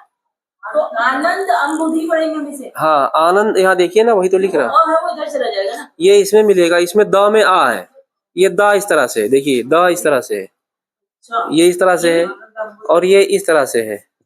ये आ यहाँ का, ये आ है, ठीक है। ये द में जो आ है और ये आ, ये मिलकर के बड़ा आ हो जाएगा, ठीक है। और ये हो जाएगा इस तरह से। अब ये जब द में आ मिलेगा तो ये पूरा दा हो जाएगा। तो हमें इसे कैसे पढ़ना है, इस शब्द को कैसे पढ़ना है? आनंदाम बुद्धि वर्धनैक, आनंदाम, आनंदाम, अलग अलग, अम्बुधि नहीं पढ़ना ना। आनंद अम्बुधि समझने के लिए पढ़ सकते हैं, श्लोक में पढ़ेंगे तो पढ़ नहीं पाएंगे, गड़बड़ हो जाएगा जी। आनंदाम्बुधि वर्धनैक निपुणो, इस तरह से। श्लोक में आप अगर अलग अलग करके पढ़ेंगे आनंद अम्बुधि वो फिर गड़बड़, स्वर गड़बड़ हो जाएगा, पढ़ नहीं पाएंगे। यहाँ पर ये समझने के लिए हम ऐसे कर सकते हैं। देखिए यहाँ पर हमने पूरा आपको क्लियर कर दिया, द में आ है, ये इस तरह से हो जाएगा आनंदा, और ये यहाँ पे ये वाला यहाँ पे आ जाएगा अम्बुधि। मुझे ऐसे ना, ये तो हमको तब पता चलेंगे जब हम संस्कृत पढ़ते रहेंगे, तब हमें समझ में आएगा ना कि ये वर्ड कहाँ पर। हाँ, तभी आएगा ना, तो पढ़ना ही पड़ेगा ना। बार-बार पढ़ने से समझ में आएगा। तो ये हमने पिछली क्लास में आपको बताया था, पिछली कक्षा में बताया था कि कहाँ पे दो छोटा छोटा मिलके बड़ा हो जाता है, कहाँ पे बड़ा बड़ा मिलके बड़ा हो जाता है, वो आपने लिखा होगा। और इसका भी फोटो प्रभु जी ले करके और डाल दिया करें, ताकि वैसे यहाँ पे भी आता है, इस कैमरे पे भी आता है। और भी देख सकते हैं इसको, और भी समझ लीजिए। जैसे रस आया ना, गोपी भाव रसामृताब्धि लहरी, तो रसामृताब्धि। अब रसामृताब में रस अमृत, रसामृत, भक्ति रसामृत सिंधु, ठीक है, रसामृत, तो यहाँ पे रस अमृत ऐसे है।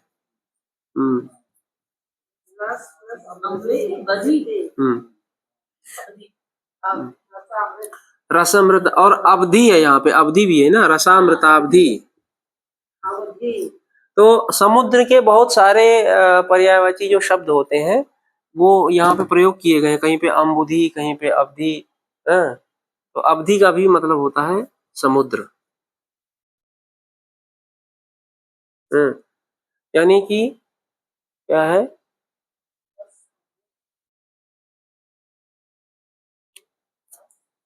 कौन से उसमें है ये, हाँ, गोपी भाव रसामृताब्धि लहरी। तो गोपी भाव यानी गोपियों का जो भाव है, उस भाव के रस रूपी अमृत के समुद्र में, हाँ, और उस समुद्र की जो लहरें हैं, उन लहरों में वो लगातार डूब रहे हैं, मतलब नीचे जा रहे हैं, ऊपर जा रहे हैं, ये कहने का भाव। तो यहाँ पर भी ऐसे ही है, रसामृताब और रसामृताब्धि, यहाँ पे दोनों में बड़ा बड़ा हो गया है, जैसे यहाँ बड़ा हुआ है ना, ऐसे ही यहाँ पे भी ये रसामृत ताब्धि, रसामृताब्धि ये बन गया है, ठीक है। और देखिए, काल अवसानी कृतौ, कालावसानी कृतौ, यहाँ पे भी काल अवसानी, अवसानी, ये है छठे वाले में, ये प्रसिद्ध है।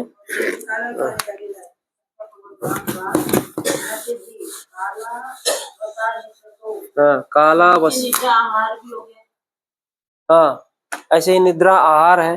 कालावसानी यहाँ पे भी बड़ा हो गया, निद्राहार। अब यहाँ पे क्या है, हमने बताया था बड़ा बड़ा मिलकर भी बड़ा हो जाता है, तो यहाँ पे निद्राहार, तो यहाँ पे द्रा में, निद्रा में भी द्रा में बड़ा आ है और आहार में भी बड़ा आ है। तो अब आहार में बड़ा ही हो तो होगा, और क्या। आहार, ये पे देखिए, द्रा में बड़ा आ है, ठीक है, और आहार में भी बड़ा आ है। हमने बताया था छोटा छोटा बड़ा बड़ा बड़ा बड़ा, मतलब कुल मिला के बड़ा आ होना है, ठीक है, आगे पीछे कुछ भी हो। तो यहाँ पर भी ऐसे ही हुआ, बड़ा आ, ठीक है।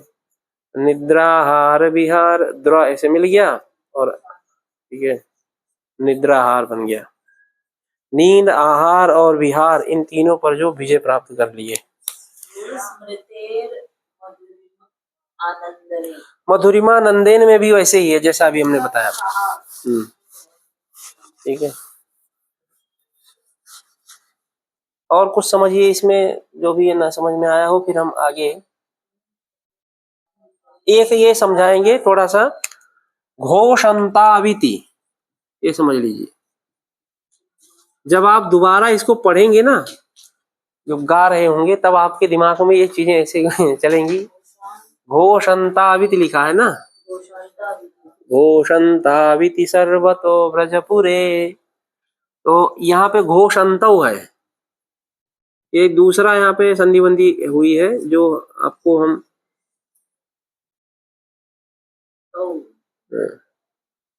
घोषंतो इति, मतलब ऐसा ऐसे जोर जोर से बोलते हुए, ठीक है। कैसे, हे राधे, हे ब्रज देविके, हे ललिते, हे नंद सुनो, हे नंद के पुत्र।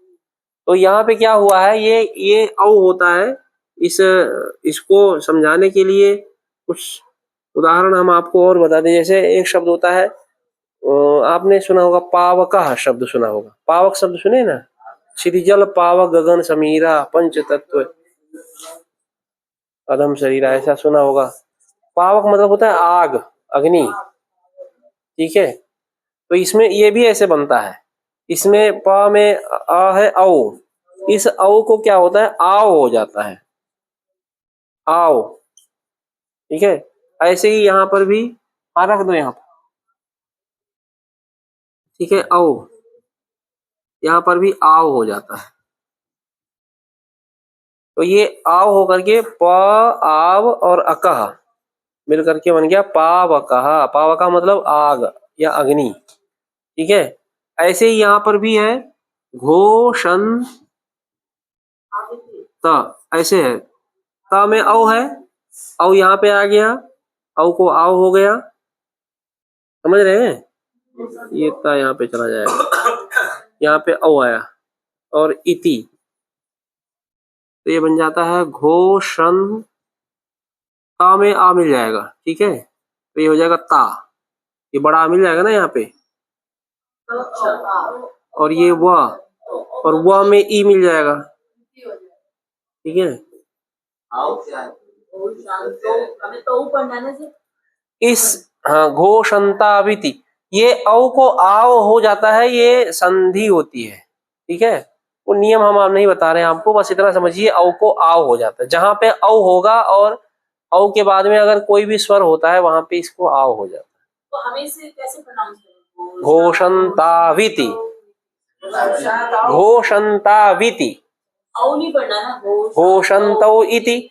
अगर घोषंतो इति पढ़ते हो तो फिर इति पढ़ना पड़ेगा, घोषंतो विति पढ़ेंगे अशुद्ध हो जाएगा। घोषंतो इति सर्वतो, ऐसा भी पढ़ा जा सकता है, लेकिन एक तरह से पूरा शब्द कहीं भी गैप ना हो इसलिए संधि हुई है, तो घोषंताविति सर्वतो ऐसा बोला है, ठीक है, जोर जोर से बोलते हुए। घोषंतो, घोषंतो का मतलब बोलते हुए, ऐसे पठंतो लिख पढ़ते हुए, लिखंतो लिखते हुए, हसंतो हंसते हुए, ठीक है। गायंतो गाते हुए, गायंतो च कदा हरेर गुणवरम, गायंतो गाते हुए, ठीक है। पिबंतो जलम पिबंतो, हाँ लिखंतो, जनो लिखंतो, दो लोग यहाँ लिख रहे हैं, लिखते हुए, ये प्रेजेंट कंटिन्यूअस टेंस पढ़े हैं। हाँ, तो कंटिन्यूअस के लिए यहाँ पर अन अन लगाया जाता है, पठन पठनतो, लिखन लिखनतो, हसन हसनतो, तो इसी तरह से प्रयोग होता है। तो वहां पर ये कंटिन्यू क्रिया जो हो रही होती है लगातार, उसके लिए, तो यहाँ पे वो लगातार बुला रहे हैं, जोर जोर से बुला रहे हैं, घोषंतो, बड़े जोर जोर से बुला रहे हैं, ठीक है, तो इसलिए यहाँ पर ऐसा प्रयोग किया गया है।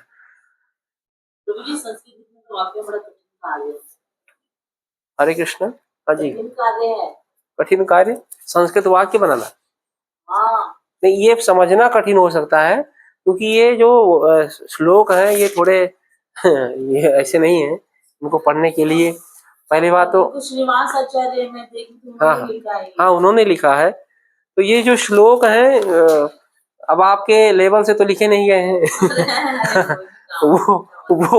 वो तो लिखे गए हैं जो कि आगे आने वाले पता नहीं कितने लाखों सालों तक लोग पढ़ेंगे, ठीक है, तो उसके लिए लिखे गए हैं।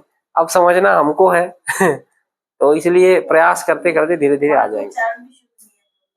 मेरे को लगता है कि संस्कृत लिख लेगा ना, लग रहा है वो नहीं कठिन नहीं है, बस ये थोड़ा सा दिमाग में ऐसा नहीं है, अगर आप प्रयास करेंगे तो हो जाएगा, सरल हो जाएगा। अभी आपने ही संस्कृत में कितने वाक्य बोले संस्कृते एव भवन्तः सर्वे बहूनि वाक्यानि उक्तवन्तः, बहुत सारे वाक्यों को आपने बोला, सरल है, धीरे धीरे प्रयास करना चाहिए। आपने कुछ लिखा है कभी संस्कृत में? श्लोक इत्यादि हमने गीत भी लिखे हैं संस्कृत में।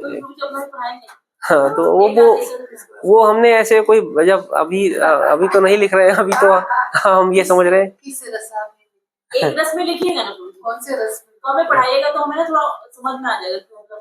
लेकिन हमारे जो जिनसे हम पढ़े हैं, जैसे हमारे गुरुजी थे, अयोध्या में था, अयोध्या में हमारे गुरुजी डॉक्टर राम प्रसाद मिश्र थे, वो तो अभी नहीं है, व्याकरण हमने उन्हीं से पढ़ना शुरू किया था, तो वो राष्ट्रपति पुरस्कार से सम्मानित भी थे, तो उन्होंने बहुत सारी रचनाएं लिखी हैं, भगवान की प्रार्थनाओं से संबंधित कई, राम प्रसाद, तो उस समय विद्यार्थी जीवन में हमने जब मतलब अयोध्या में रहते थे, वो विभीषण कुंड है वहां पे, वहीं पास पे, तो हम लोग पढ़ने जाते थे, मतलब कॉलेज में वहां पढ़ाते भी थे, बाद में हम शाम को उनसे भी पढ़ने जाते थे।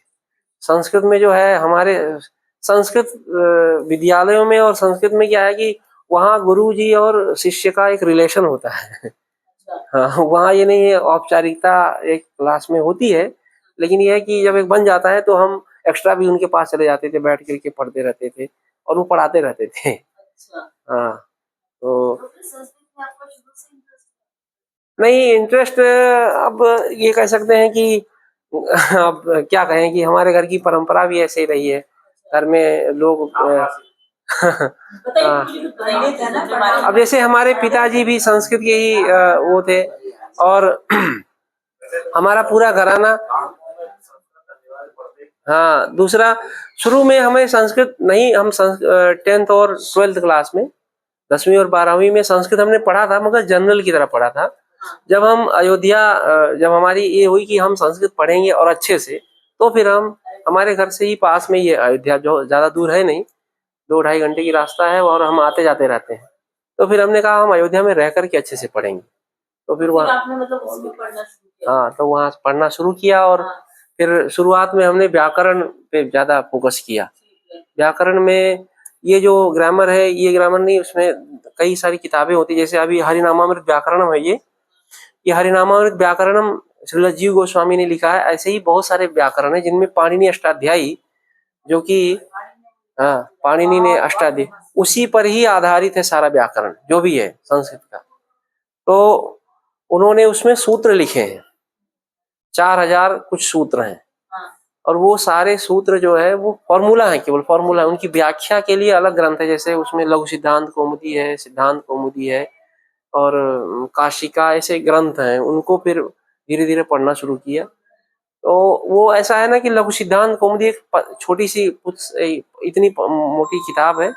उसको पढ़ने के बाद फिर आपको व्याकरण का जो स्ट्रक्चर है वो संस्कृत व्याकरण का समझ में आ जाता है। फिर उसी के बेस पे आप आगे पढ़ते चले जाओ। तो ऐसे ही मैंने शुरुआत में ये पढ़ना शुरू किया, और हमने उसमें क्या है कि संस्कृत में उच्चारण पे ही फोकस करना ज्यादा जरूरी है।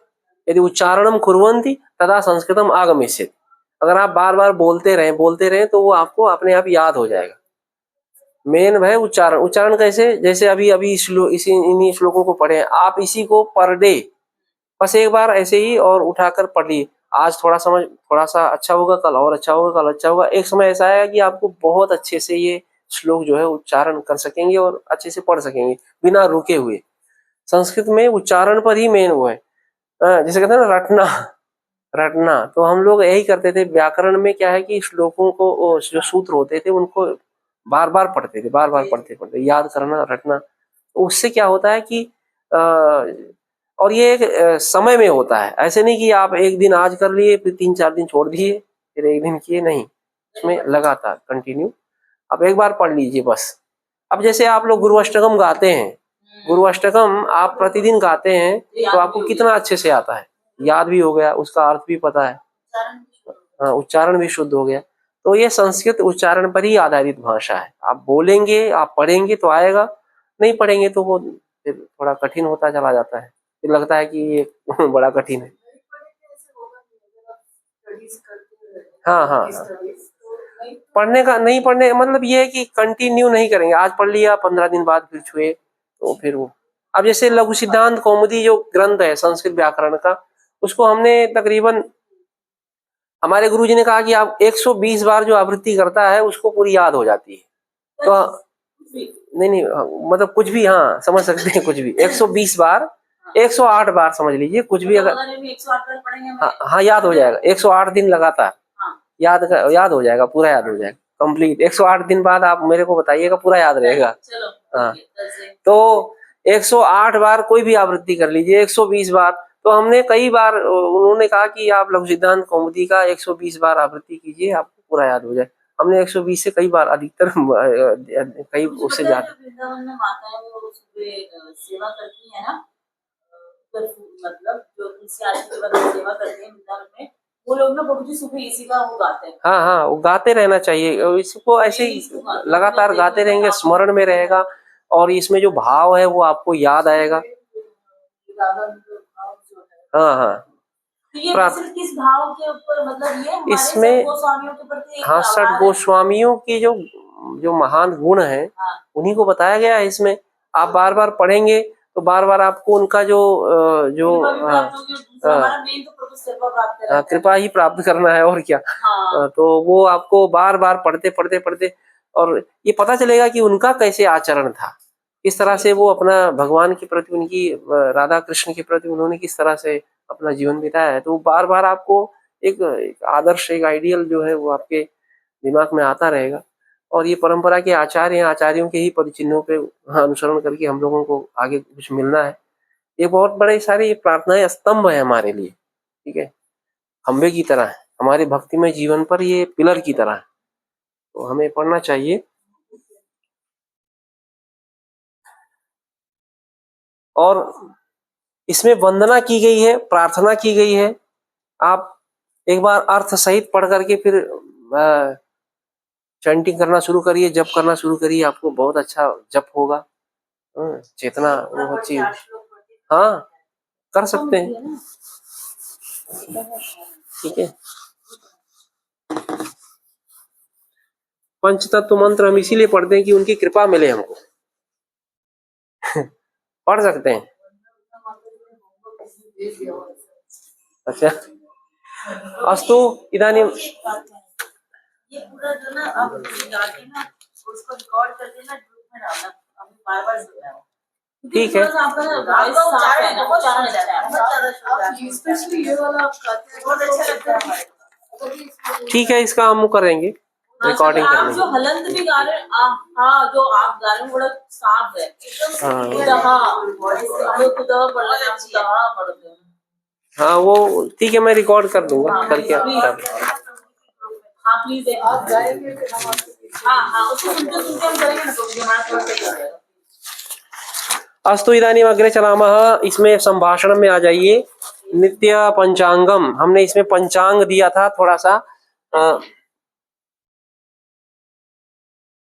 नित्य पंचांगम हमारी जो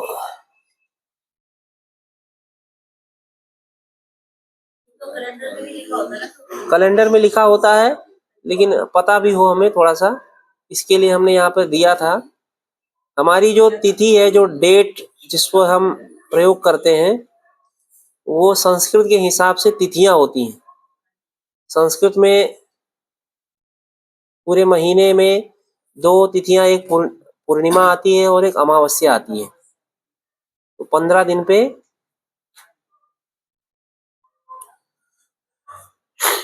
शुक्ल पक्ष को पूर्णिमा आती है। जब शुक्ल पक्ष शुरू होता है, शुक्ल पक्ष यानी जब चांद जो है वो दिखाई पड़ता है, चंद्रमा जब दिखाई पड़ता है तो पूर्णिमा होती है। चंद्रमा जब नहीं होता है यानी काली रात, कृष्ण पक्ष बोलते हैं, तो वो अमावस्या होती है। तो ये तिथियों का ज्ञान हमें हो, इस कारण से हमने ये पॉइंट यहाँ पर दिया हुआ है। प्रतिदिन जी, महीने की शुरुआत हाँ, तो उसमें प्रथमा प्रतिपदा कहलाए, पहली जो है प्रतिपदा, ठीक है, प्रतिपदा। और प्रतिपदा फिर आगे यहाँ लिखा हुआ है, ये आप आ जाइए ना, आज का जो अभ्यास है द्वादशा दिवस है, तो उसमें पॉइंट है, हम उसी को पढ़ रहे हैं। तो ये संख्या जो हम जानते हैं 1 से लेकर के और 15 तक की संख्या, उसी का हमें यहाँ पर संस्कृत में प्रयोग होता है। और ये जो प्रयोग है, जैसे हमने 1 द्वि त्रि चतुर पंच ऐसा पढ़ा था, लेकिन यहाँ पर क्या है, द्वितीया तृतीया, इस तरह से लिखा हुआ है। तो ये इसको समझ लिए पहले। जैसे पहले को तो प्रतिपदा बोलते हैं, प्रतिपदा बोलते हैं। प्रतिपदा मतलब पहली जो तिथि होती है, ठीक है। आगे जो द्वितीया होती है, ये द्वितीय शब्द बना, द्वितीय मतलब दूसरा। द्वि मतलब 2, ठीक है, द्वि मतलब 2। और जब तीय लग जाता है ना, तीय, तो वो हो जाता है सरा वाला, मतलब दूसरा। फर्स्ट, सेकंड, थर्ड, फोर्थ ऐसा पढ़ते हैं। तो द्वि मतलब 2, द्वितीय मतलब दूसरा, ठीक है। तिथि शब्द जो है वो स्त्रीवाची शब्द है, इसलिए वहां पर द्वितीया बन गया। किमस्ति गच्छन्ति वा? अच्छा अच्छा, अभी मायापुर से प्रभु जी आए। अच्छा, अस्तु। तो द्वितीया, ठीक है, तिथि है द्वितीया, दूज बोलते हैं हम प्रयोग करते करते। प्रतिपदा को परिवा बोलते हैं कई लोग, परिवा। जैसे हमारे यहाँ अब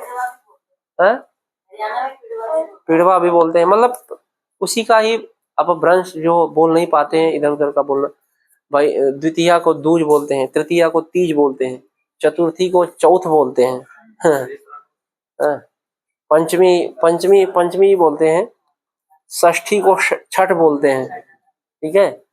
सप्तमी को सप्तमी, अष्टमी, हाँ अष्टमी, नवमी, दशमी, एकादशी, द्वादशी, त्रयोदशी, चतुर्दशी और फिर पूर्णिमा और अमावस्या। तो ये जो तिथियां होती हैं यही वास्तविक डेट हैं। अगर हम माने अपने हिसाब से जो हम ये डेट प्रयोग करते हैं ईसवी सन वाला, ये उतना ऑथेंटिक नहीं है। इसी के अनुसार हमारी परंपरा में जितने भी आचार्य हैं तिथियों के हिसाब से उनके आविर्भाव, तिरोभाव और भी जितने भी उत्सव मनाए जाते हैं वो तिथियों के हिसाब से होते हैं। हाँ ब्याह शादी वो सारा जब जो भी है वो तो करते हैं। जो हम यहाँ जो हमारे यहाँ कैलेंडर प्रयोग होता है वो गौर पूर्णिमा से प्रारंभ होता है। फिर जितने भी प्रोग्राम हैं वो सब तिथियों के आधार पर होते हैं, इन्हीं तिथियों से वो लिया जाता है। तो ये हमें याद होना चाहिए। जैसे आज कौन सी तिथि है? आज दशमी है। आज दशमी, आज एकादशी है कि दशमी है? माता जी तो आज एकादशी का व्रत है।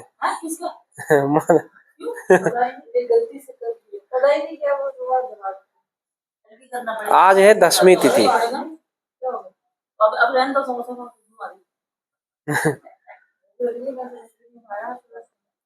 जैसे आज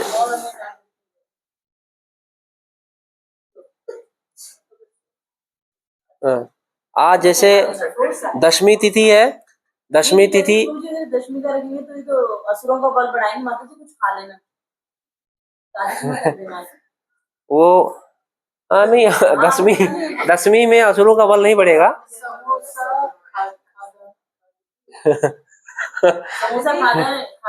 आज जैसे दशमी तिथि है, दशमी तिथि 7:47 तक थी। अभी एकादशी है, माता जी व्रत है तो एकादशी चल रहा है, ठीक है। और ये फिर कल एकादशी है, ठीक है, कल एकादशी है तो ये तिथि है, ठीक है। जैसे आज दशमी है, कल एकादशी, तो इसके हिसाब से ही हम लोगों का पंचांग के अनुसार चलता है। ये हमारा था 1 से 30 तक संख्या आप लोगों ने पढ़ा था। बोलिए जरा जोर जोर से, पढ़िए पढ़िए। एकम, द्वि,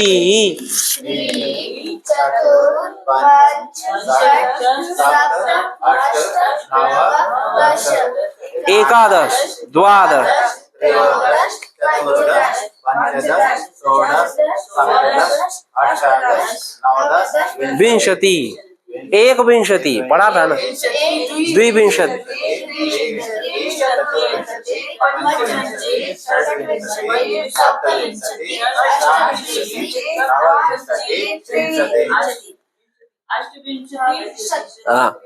ये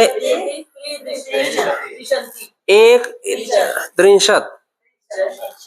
देखिए ये जो अभी आप बोले थे सब बहुत अच्छा बोले। इसमें 2 चेंज होते हैं। जैसे जो 22 होता है उसको द्वाविंशति बोलते हैं। द्वाविंशति नहीं, विंशति। हाँ, ये जो डॉट है वो बी के ऊपर है, ठीक है। हाँ, द्वाविंशति, द्विविंशति नहीं होता। आप सभी ने अच्छा बोला, इसलिए अभी थोड़ा इसमें करेक्शन करते हैं। द्विविंशति नहीं होगा, द्वाविंशति होगा, ठीक है। और एक होगा अष्टविंशति नहीं होगा, वो अष्टाविंशति होगा, ठीक है। अष्टाविंशति 28वां युग चल रहा है। अष्टाविंशति हमें 28वां महायुग चल रहा है ना, वो क्या नाम है, चतुर्युग। अष्टाविंशति तमे तो द्वाविंशति। तो इसको इस तरह से बोलेंगे, एक विंशति, द्वाविंशति, त्रयोविंशति। यहाँ पढ़िए, देखिए यहाँ दिखाई नहीं पड़ेगा थोड़ा, चलिए मेरे पीछे वो भेज देंगे, भेजा हुआ है आपके ग्रुप पर। मेरे पीछे बोलिए, एक विंशति, द्वाविंशति, त्रयोविंशतिः चतुर्विंशतिः पंचविंशतिः षड्विंशतिः सप्तविंशतिः अष्टाविंशतिः नवविंशतिः त्रिंशत्। त्रिंशति नहीं होता है, त्रिंशत होता है, ठीक है, त्रिंशत। फोन में भेजा हुआ है, आप लोग ग्रुप में देख लीजिएगा, ठीक है। अब हम आगे पढ़ेंगे 31 to 40 अग्रे अभ्यास है, आगे का अभ्यास करना है, ठीक है। एकत्रिंशत् द्वात्रिंशत्, जैसे यहाँ द्वाविंशति हुआ था ना, ऐसे यहाँ द्वात्रिंशत होगा, ठीक है। त्रयस्त्रिंशत्, जैसे यहाँ त्रयोविंशति हुआ था वैसे यहाँ त्रयोत्रिंशत नहीं होगा, यहाँ पे त्रयस्त्रिंशत होगा, त्रयस्त्रिंशत, त्रयस्त्रिंशत। हाँ, स और श में अंतर है ये ध्यान रखिए। त्रयस्त्रिंशत, हाँ, चतुस्त्रिंशत, पंचत्रिंशत, षट्त्रिंशत, सप्तत्रिंशत, अष्टात्रिंशत, नवत्रिंशत, चत्वारिंशत, ठीक है। चत्वारिंशत मतलब 40, ठीक है। तो इस तरह से 40 तक हमने ये अभ्यास करना है। हमने आपको वहां भेजा हुआ है, आप एक बार दो बार पढ़िएगा। तो हम इस पे एक्टिविटी करवाएंगे, आपको ढूंढ ढूंढ के बताना होगा ये कहाँ लिखा हुआ है कुछ सेकंड में। तो ये हो गया अग्रे अभ्यास।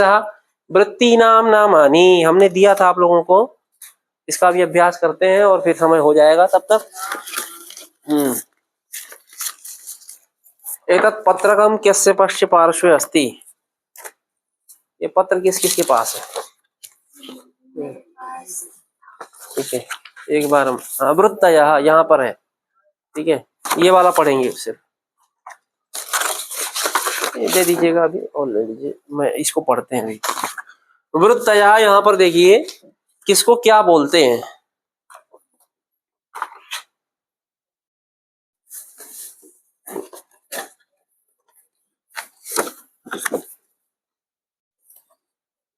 ये इसमें है, एक बार इसको पढ़िए ऐसे ही, बोलिए।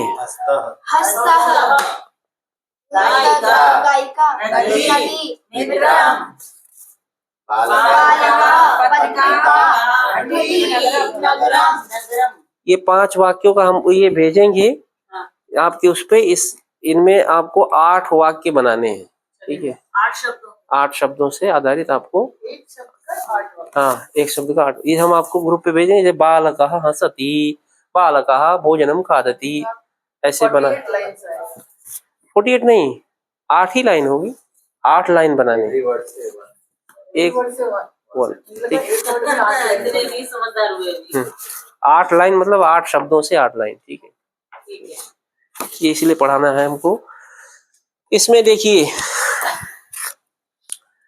वदतु एषा का, एषा अध्यापिका, अध्यापिका किं करोति, हाँ, पठानम, अध्यापिका पाठनम करोति,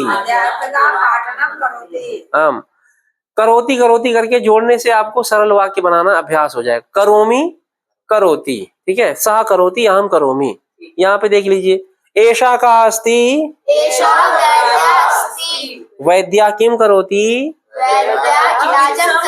वैद्या चिकित्साम करोति, चिकित्साम, उत्तमम, ठीक है।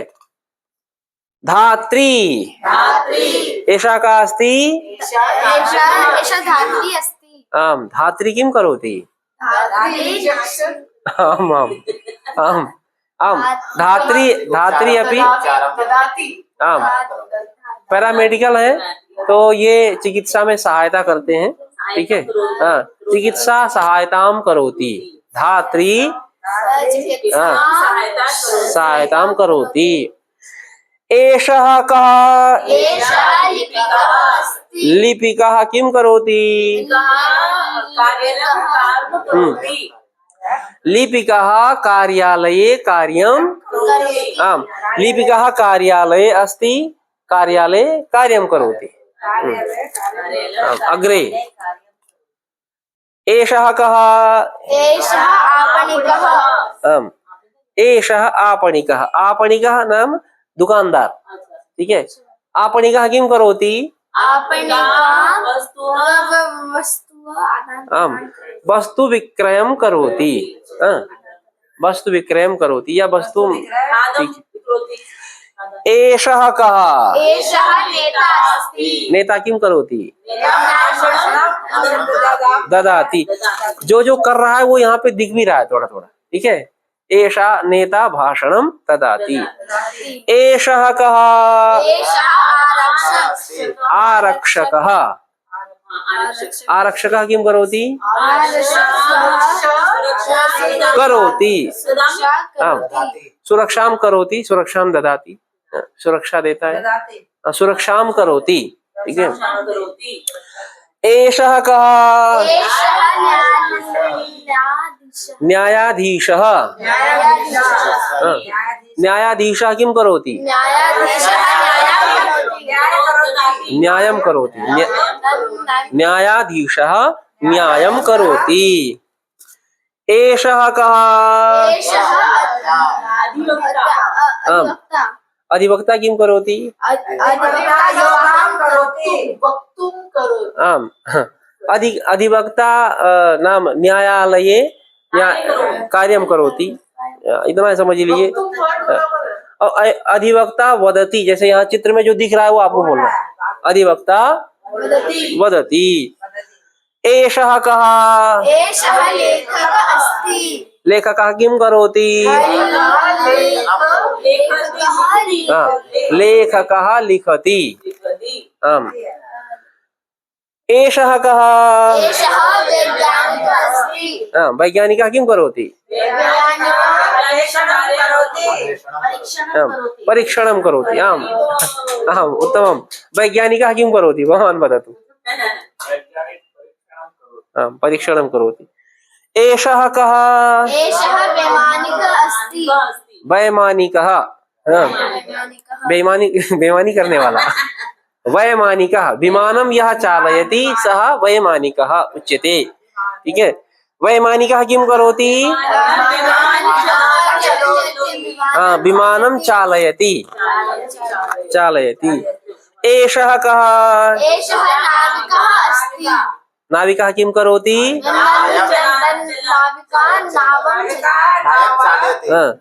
नौकां चालयति।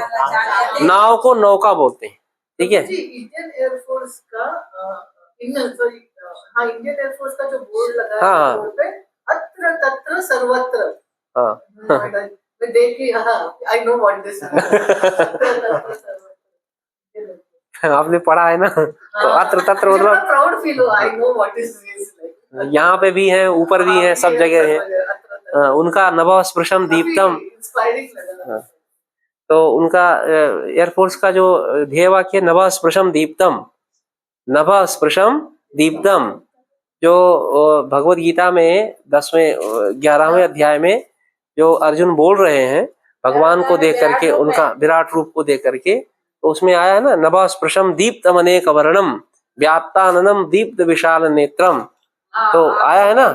तो वो भगवान का जो शरीर है, विराट रूप है, वो नभः स्पृशम यानी आसमान को छू रहा है, ठीक है, और बहुत ही प्रज्वलित है, जज्वाल्यमान है, ठीक है। तो वो एयरफोर्स का ध्येय वाक्य है नभः स्पृशम, मतलब हम भी आकाश को छूते हैं और हम भी आकाश में जलजला फैलाते हैं।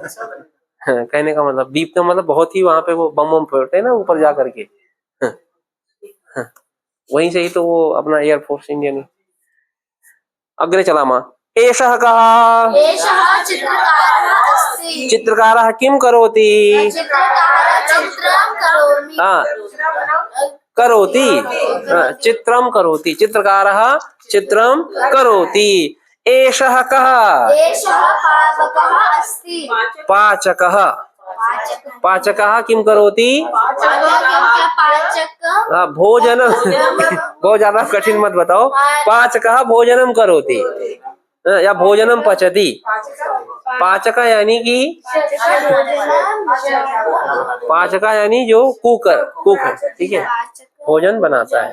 पाचकः भोजनम निर्माति या भोजन निर्माणम करोति। करोति करके जोड़ से। एषः कः? एषः गायकः अस्ति। गायकः किं करोति? गायन करोति। गायकः गायनम करोति या गायकः गानम करोति।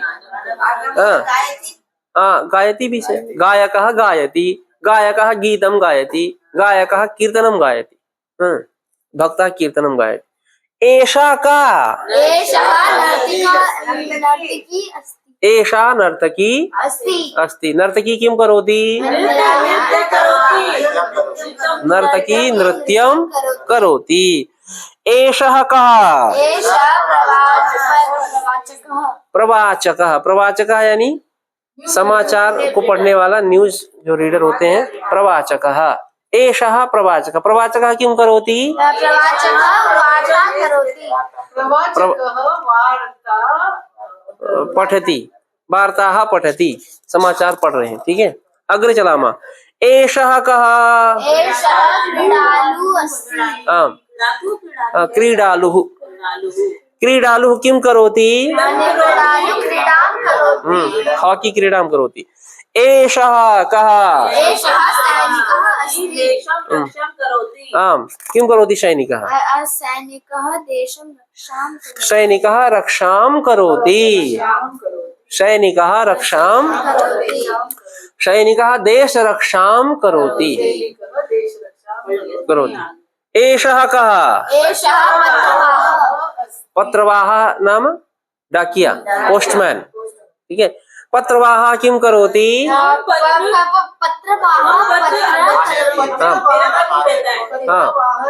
पत्रम आनयति। पत्र मेरा पत्र देता है तो मम पत्रम। मम पत्रम आनयति, मम पत्रम ददाति। एषः कः? एषः तक्षकः अस्ति। तक्षकः। तक्षकः कः अस्ति? देखिए क्या है ये। आम, कारपेंटर। तक्षकः। तक्षकः किं करोति? आम, वस्तु निर्माणं करोति। वस्तु निर्माणम्। अग्रे चलामः। एषः कः? एषः शौचिकः अस्ति। आम, शौचिकः। शौचिका नहीं, शौचिकः है, शौचिकः। एषः शौचिकः अस्ति। शौचिकः किं करोति? वस्त्रम सीव्यति, वस्त्र सिलता है। शौचिका इसलिए इसका नाम पड़ा, सूची शब्द होता है ना, सिलता है सीव्यति। सूची शब्द का होता है सुई। ठीक है, और इसी से बना है शौचिका। शौचिका मतलब जो सुई का काम कर रहा हो।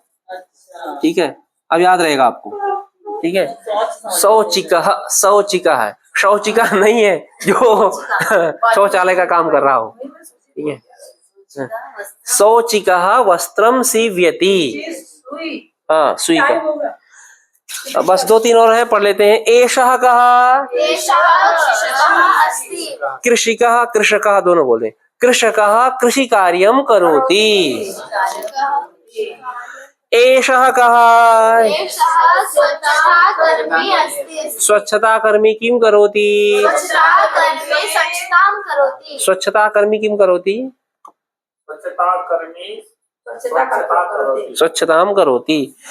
एषः कः? एषः रजकः। रजकः वस्त्रं प्रक्षालयति। ठीक है, अग्रे। एषः कः? धीवरः किं करोति? मछलियां पकड़ति। हाँ, मत्स्य ग्रहणं करोति। एषः कः? एषः लौहकारः अस्ति। लौहकारः किं करोति? लौह वस्तु निर्माणं करोति। एषः कः? कुंभकारः किं करोति?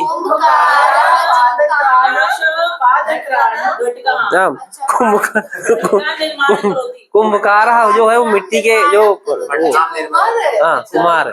कुंभकारः घटम करोति।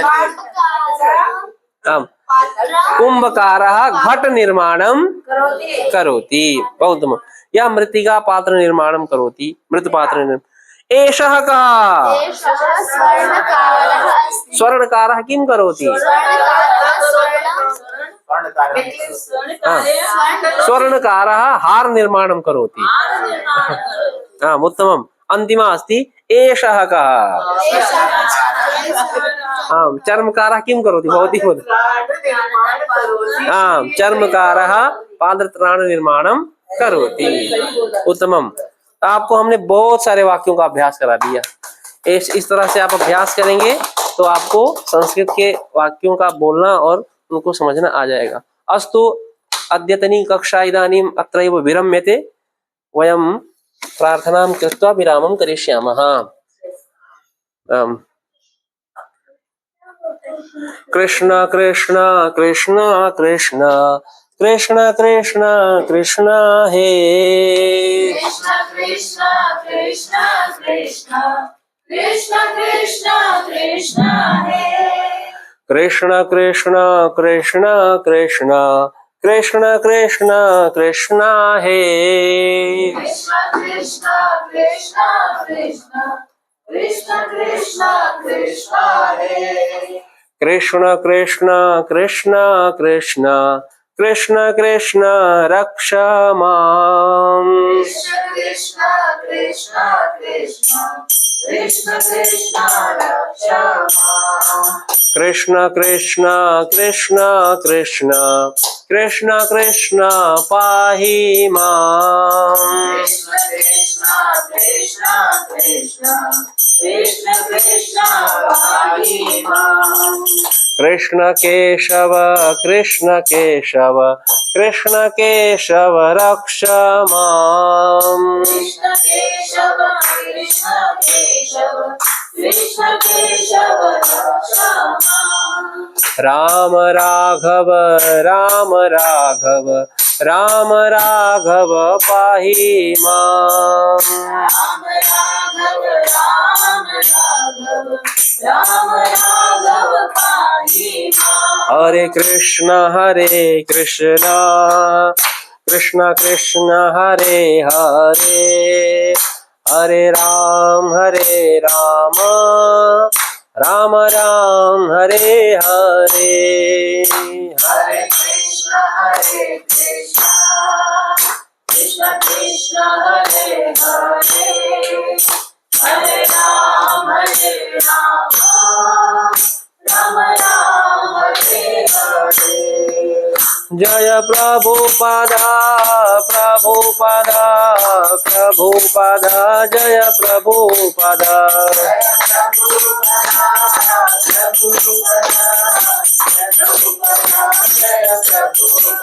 जगत गुरु श्रील प्रभुपाद की हरिनाम संकीर्तन की।